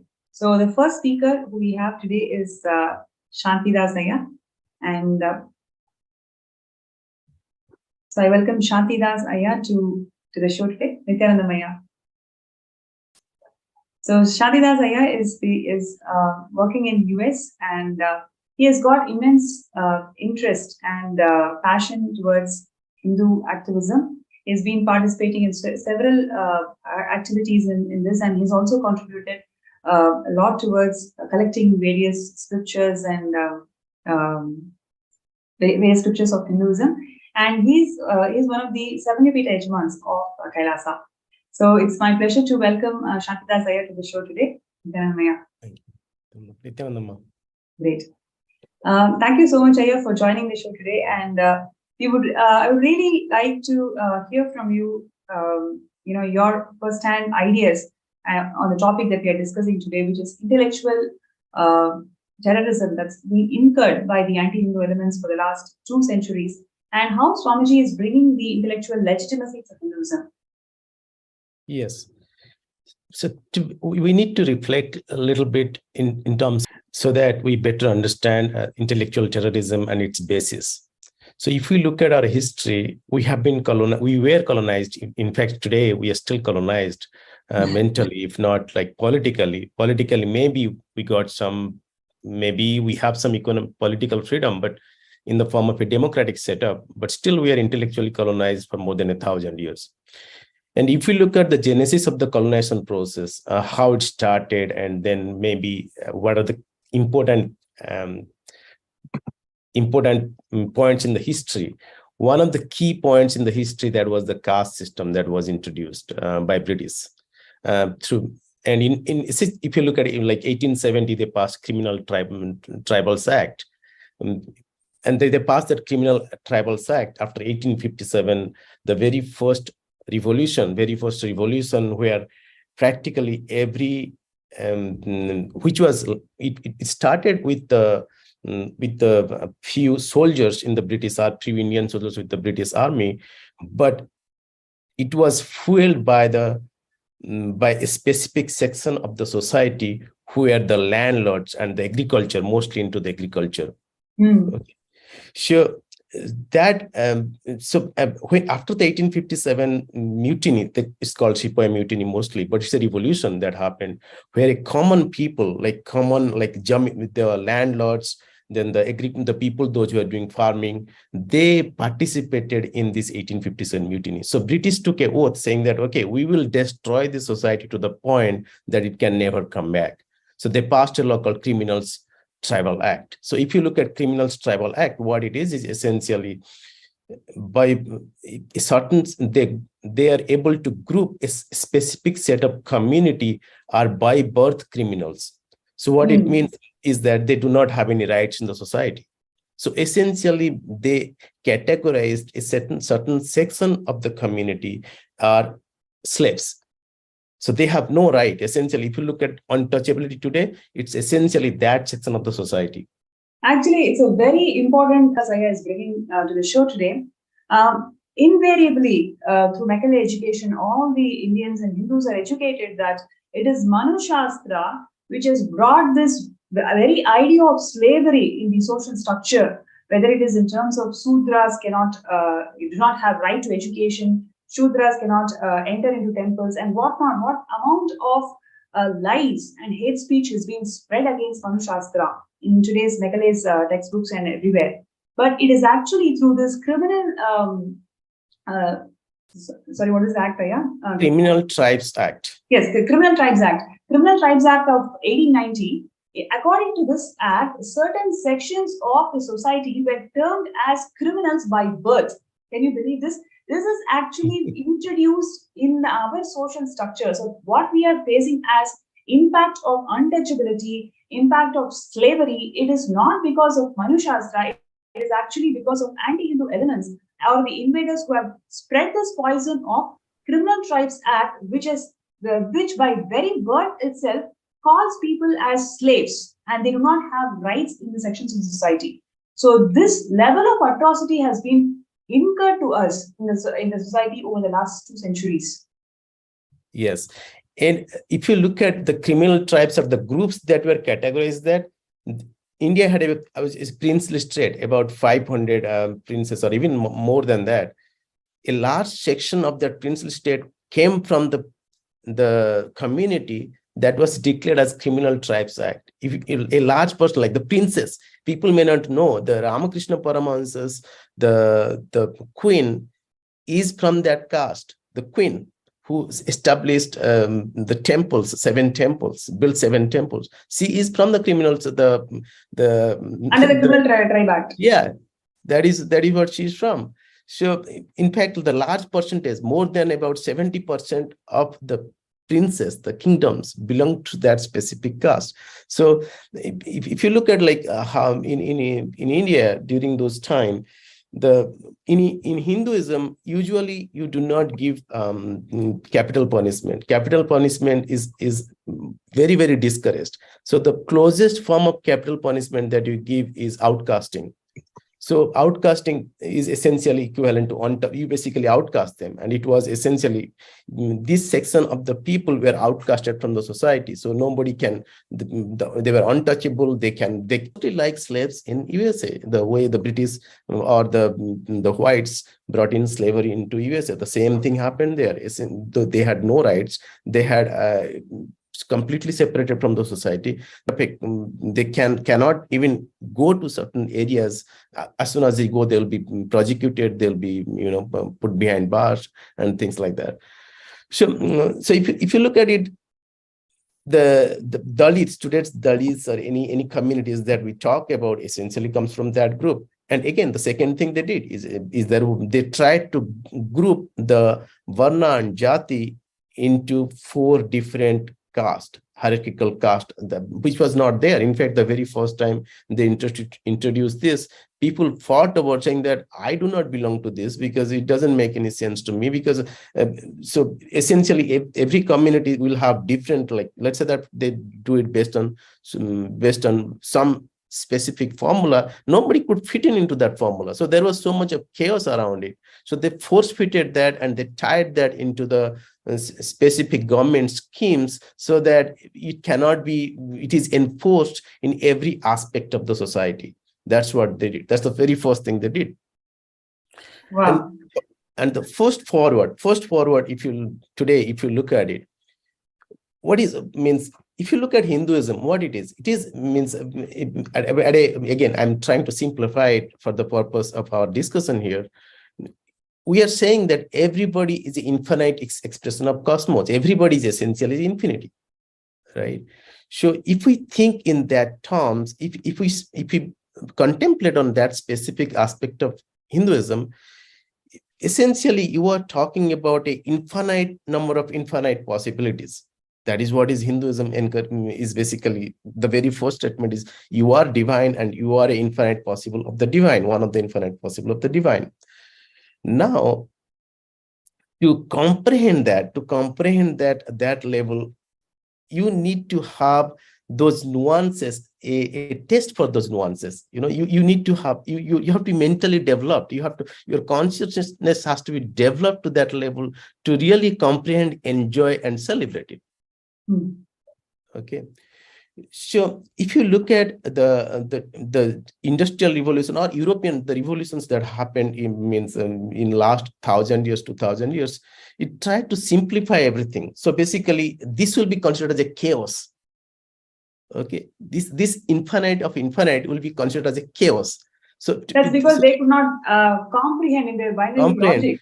Yes. We don't understand consciousness. We don't understand multidimensional logic, which is exactly what Swamiji is reviving. Yes. But through all these programs and initiatives, and Satsang, Swamiji is bringing back that very mental setup of Hindus, which can think beyond this binary. See, one of the things that Swamiji recently shared was there is nothing called box is a hoax, and growth is always. Swamiji shared that box is a hoax. Growth is never linear. It is only vertical, and growth is explosion and positive explosion. So this is the very mental setup of Hindus, and that is exactly what Swamiji is reviving through various programs, initiatives, and initiations. Again and again, bringing us that legitimacy of Hinduism, intellectual legitimacy of Hinduism. Yes, ma. So essentially, the first. I would like to just add, welcome Dr. Murali also to this panel now, because he's very interested to share his thoughts on the same topic that you were sharing about the Criminal Tribes Act. So I thought, maybe this is the best time to add Dr. Murali also to this show. Nithyananda Murali, yeah. So, dear viewers, we have Dr. Murali joining us in this panel now. So he's a Hindu. He used to be a Hindu activist, and now he's a real Hindu activist. Been writing many articles about the Hindu persecution and how Hinduism is destroyed in society today in various portals and various online avenues. And he's also a Sarvangapita manifested. And he has joined in the session today, and he has lots of things to share about the topic that we are discussing now. Nithyananda. So yeah, I mean, this used to be and still is one of my a topic of great interest, because I've been writing about this for a very long time, actually, and actually. So recently, you would have heard about this portal called ChatGPT, which is an artificial intelligence search engine. Which actually gives answers for questions you put across, including writing code for you and things like that. It does a lot of fascinating things. It's a great tool, but it also exposes the the outright bias of the Western academia and how the translation has been deliberately misdone. For example, you can basically ask questions to it and it would answer. So I asked about caste and Manusmriti, and which was the verse which actually says that caste is by and Varna is by birth. And so it gave the verse, it quoted the verse, and then it translated it as, gave a translation which says it was by birth. So I asked, like, which word is that? And I looked at the verse it used, because there are 50 different versions of Manusmriti. So the specific version it came from.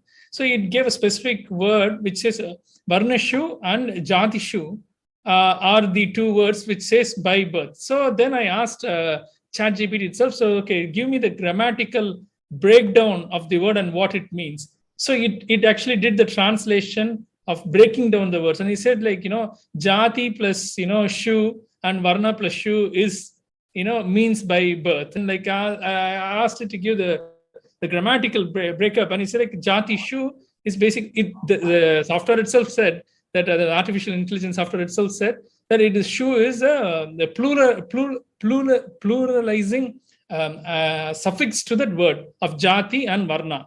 So it gave that grammatical breakup as well. So, and then I asked, like, then why? I mean, it is only pluralizing. So there is no word which says like exactly by birth, according to your own grammatical interpretation. So how are you saying that it is actually? I have taken screenshots of it actually as well. So because I wanted to write an article on that, showing that how because this artificial intelligence has been trained by the translations and stuff published by Western academia.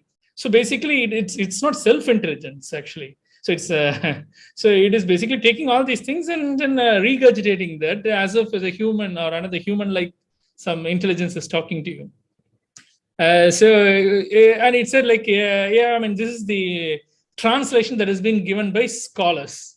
So I'm just giving the same interpretation. So that is what it is. Basically exposed how Western academia and how they are doing this kind of mistranslation. I've seen similar things across the thing. In fact, they will drop words. Here, they've added words which didn't exist in the original verse in the translation. But I mean, you can even remotely say that. I mean, shu isn't suffix to make the word. Say, for example, instead of saying jati, you want to say jatis in English, right? So it's jati shu or varna shu. In fact, many of this Manusmriti doesn't even have the word versions available. There doesn't even have the word jati at all anywhere. So only the word that exists is varna. Again, another thing is, like, it explicitly says from chapter 9 where they talk, where Manu talks about all these even classifications and what are the rules that has to be followed between the interaction between the different groups, comes from chapter 9, which starts explicitly by saying that these are the rules for the periods of exigencies, which means periods of emergencies. And in fact, Kane, who's one of the experts in Dharma Shastra, in all translations, in almost all versions of Manusmriti, this is there explicitly from chapter 9. But including our own people, Kane is an Indian Sanskritam expert in Dharma Shastra who wrote the translation, multi-volume, 13 volumes, I think, of all the different Dharma Shastras. They have basically ignored this preamble for the chapter starting from 9, and then started talking about as if they were part of the regular rules as well. Even though, I mean, those rules themselves aren't discriminatory, actually, as it has been portrayed. They have mistranslations and things like that. So sadly, that is the state of affairs, because we just wanted to believe the Western, the British colonial and the Christian missionary narrative and translation. Even those great Sanskritam experts who did a genuine translation, they themselves fell for it because they missed literal phrases and preambles. Even though they wrote it down in the translation, they put that line, and after that they will ignore what, I mean, those lines actually mean. That is the impact of the double genocide that has incurred to the brainwashing.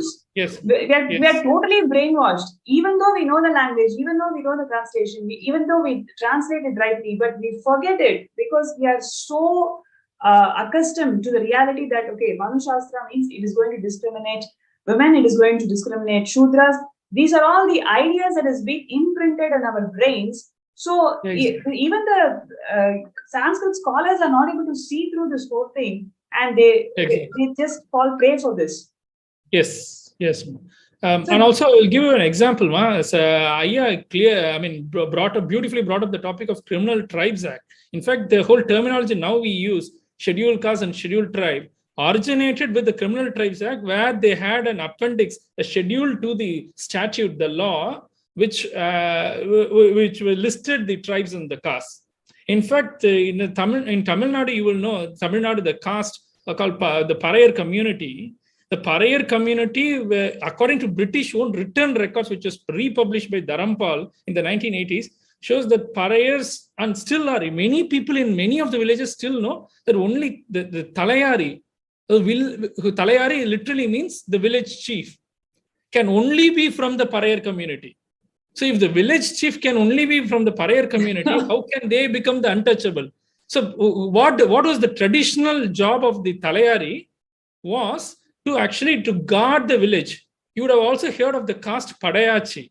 Padai means army. So Padayachi are the people who went and worked me. So Talayari are the people who are the internal security, the police department. It's like the commissioners and deputy commissioners and assistant commissioners we have now in the modern system. In fact, that job of being the police of the community in the village was taken away from them by the British using the Madras Police Act, which is the act which is followed all across India till date for the system of the Indian police service.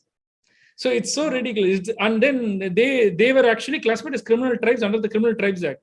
The reason being that because they were the people after the Padayachi community, because they were in the army. Once the army was taken over by the British, even while the Indian rulers were there, by deceit, it was the people who would oppose the British interference into the local administration because they were the police, they are the Talayaris. So they were targeted by British and made into untouchable. And when the Criminal Tribes Act came into existence, obviously people stopped associating with themselves because anybody who associates with the criminal will be classified as criminal. Even now the police, right? If you have somebody in your family who had done something, a crime, they will treat the whole family as of being criminal, and then they will harass you and things like that. If your neighbor is so, if you talk to them, then they will come and question you. Oh, what is the connection between you and things like that? Especially if those people are from the lower middle class and the economically downtrodden classes. So this is a tactic they still use. So people force themselves to be dissociated because out of fear. And then that practice became untouchability later on. So this was, there is another evidence for it. In fact, there is something called... I would like to jump in here, Dr. Mulie. We have Kailasa's Bhaktivasya Ma, who's sharing that I find comfort in Manusmriti. The laws of Manu, Kailasa governing within these laws are of highest cosmic laws, of which highest cosmic order, time-tested law system that runs and governs with highest cognitions is too profound. This system blesses all with one specific thing that brings huge comfort, is that everyone should be treated as Paramashiva. Actually, this is the first preamble, very first introduction that Swamiji gives in Kailasa's jurisprudence, where everybody is Paramashiva and everybody holds right to be treated as Paramashiva. So that is how Kailasa's preamble is written by Swamiji. And Ma Bhaktivasya shares that I am grateful for the system that is complete and has no ulterior motives. It is complete and treats everyone from the space of completion. And we have Wai Chun Yup, who says that I have known my master for 8 months. In these 8 months, I have witnessed many miracles. My master has asked me to demonstrate what compassion and love is. Every perfection touched my soul, and I'm completely moved and respected. Master is too great. He is the future of mankind. So beautiful. In the lines of what Murali was sharing, I just would like to add a couple of things. Aya, you were talking about how this Parayars, people from the south, I'm sure there's so much of revolution happened in this work called Parayar. And in fact, they are actually the village security guards. They come from a very respectable positions. Not security, they're like the police. they conducted the panchayat as well. The Talayari means the head. Yeah, exactly. They're the chiefs. We can see to what level the society is brainwashed.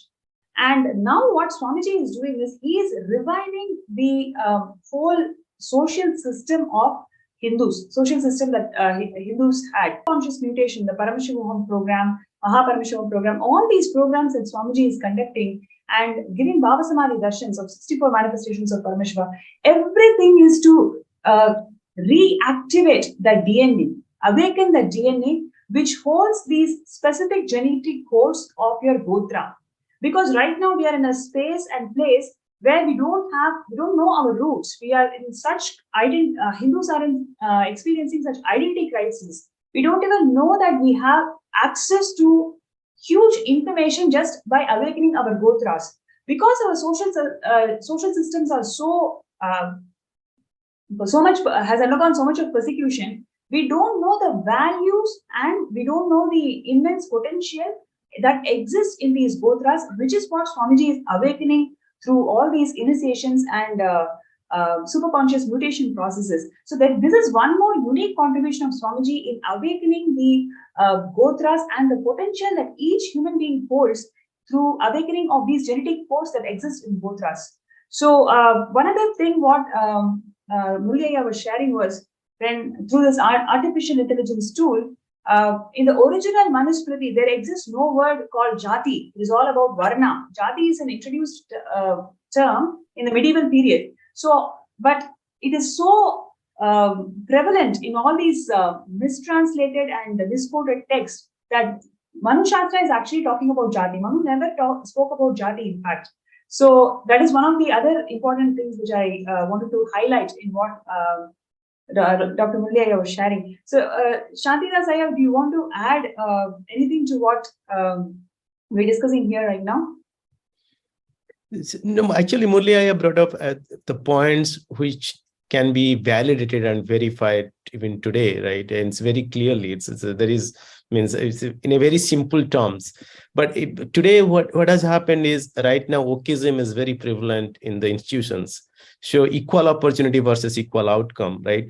So if we look at our Varna system, so basically the very foundation of Hinduism is to respect, not to respect, to realize that you are infinity possible and you are a distinct possibility than the person Y, right? To celebrate that, you need to have a higher level of intellectual understanding of your own existence or the existence of the society and everything.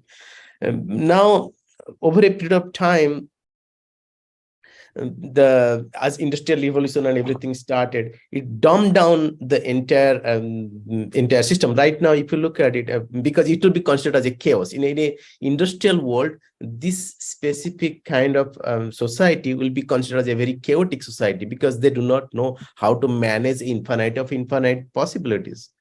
It will be considered as a very chaotic. So what they do is they try to dumb down everything in a very simple terms. So that way people's cognition do not go beyond those dumbed down things. Like, for example, Democrat, Republicans. Oh, person A is a Democrat, person B is a Republican. At the most, you will have a centrist. But that is, they dumb down to the point that it becomes easily digestible to the individual, to be communicated to the individual, but still you will be in the control of the narrative. Those who are generating those narratives, and based on that, they are doing their vested interest.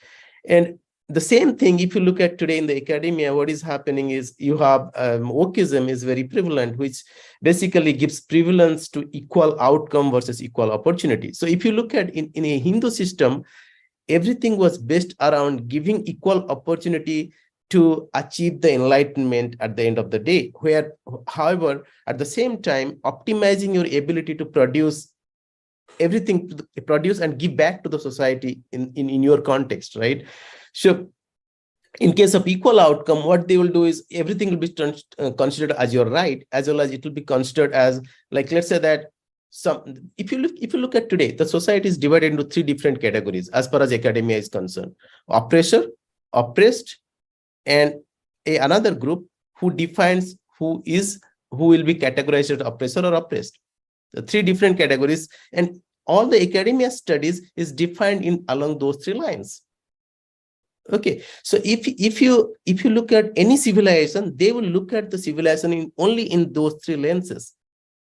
Okay, all the paradigms, all the paradigms, theories, and everything has to be looked into in these three lenses.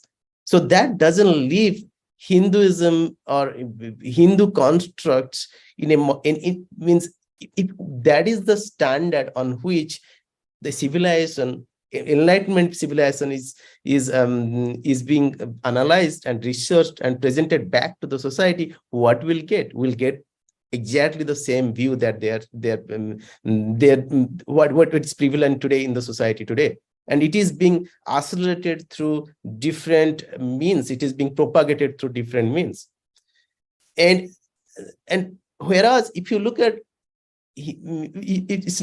Hinduism, those three constructs do not fit. Neither we have oppressor, nor we have a set of entitled people who are defining who is oppressor versus oppressed. If you look at in the Hindu society, it's a Shraddha-based society. I have certain Shraddhas. Based on that, I give somebody a certain level of respect and reverence. It's a reverence-based education system. I give reverence, and in the process of getting reverence, certain changes that happens in me, and I get I enjoy that entire process and get closer to enlightenment. But that specific construct cannot be understood, analyzed, and reflected back to the society if you are analyzing it from a construct of oppressor, oppressed, and entitlement. It cannot be. And that's where we are at today.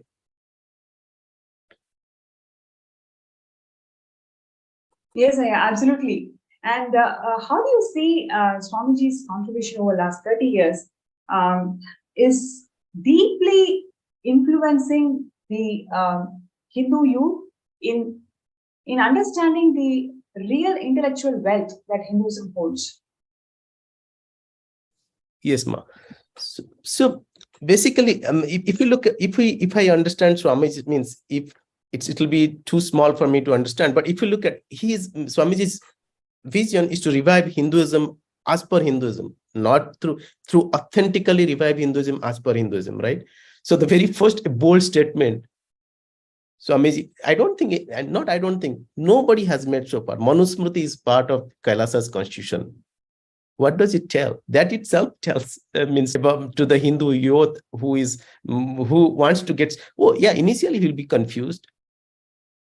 Initially he will say that this is but as he gets deeper and deeper, and the interest that he generates, he will start looking at what is Manusmriti, and which is essentially, then he will come to the same realization. He's basically taking the intellectual context from a Hindu context and presenting it to the masses so that they truly can understand, digest, and see its value for themselves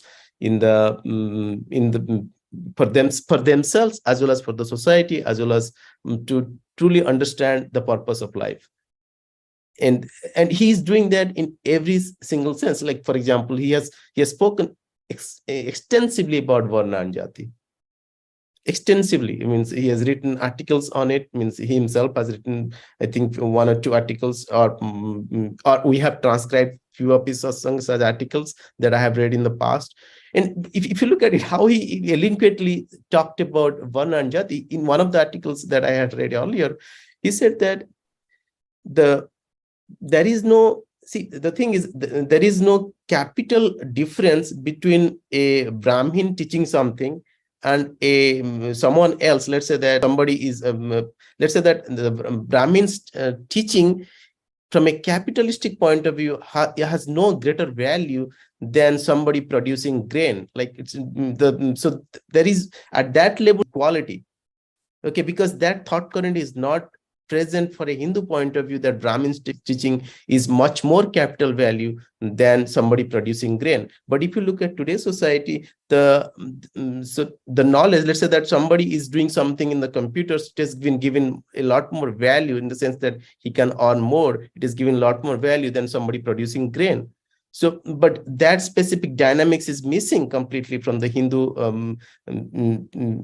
from a Hindu Varna system point of view, because that specific cognition is missing, because that is how it is not set up. So nobody is supposed to should think that, okay, just because in the process of Brahmins producing knowledge, he will have a much higher status in the society or lower status in the society. There is no such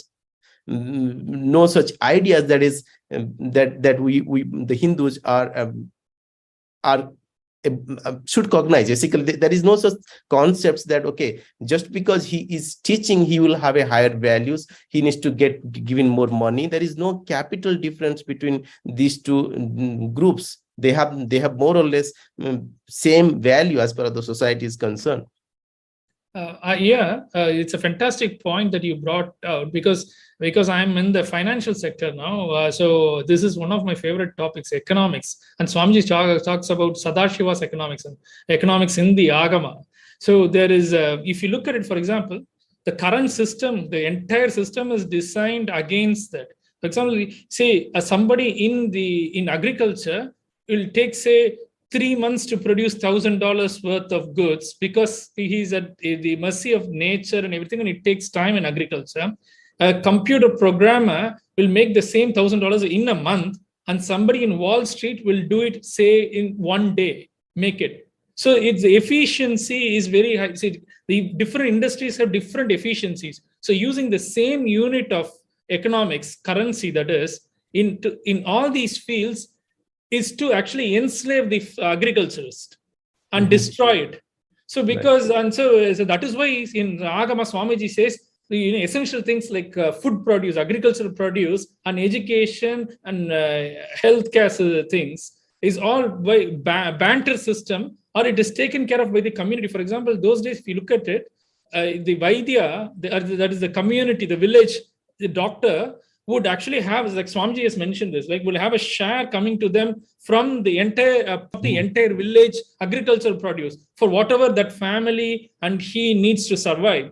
So he will be taken care of. So he will always take care of the village's health instead of taking care of them once they fall ill, so that it produces income for him, right? So, and there is no currency there at all. So they will not be running behind currencies. Now, anybody from all the way up to somebody who works as a laborer, to all the way somebody who's on Wall Street is running after the same currency. That is why everybody is running after investment, share market, stock market, mutual funds, and things like that. So basically what they have done is the economic system in the West is designed in a way that it makes people run after currency. Otherwise, their whole life and their retirement is insecure. So constantly people are made feel insecure. So, and also then they have this kind of dividing concept, binary concept like Republican, Democrat. So constantly people fight at all the level, from the level of economics to the level of politics. So they are never at peace, so that you can divide and rule and you can enslave them. So this entire system from politics to economics is set up in a way to divide people, to make them run after basic existential security, so that you can keep them enslaved and keep them, dominate them and keep them divided. So they will fight amongst them. So like, for example, yesterday Swamiji talked about how Tamil people have been made to fight amongst themselves, because by putting them into two different camps, one for the container, which is the language, and another for the content, which is for the culture and civilization. And these two people are fighting. We are fighting amongst ourselves. I'm from a Tamil community. We are fighting amongst ourselves and we are killing ourselves. So in the US, it's even worse. Democrats and the left and right, the left side of your body and the right side of your body is like literally cutting yourself off. I can't even go and look at the comments on a financial website like investing.com. All the time, Democrats and Republicans are literally killing each other off verbally. I really avoid going below. I stopped reading regular news and I never go to regular news sites or anything. Even financial sites, you cannot look at them. Investing.com, what is that for, there for Democrats and Republicans to come and fight? And they like literally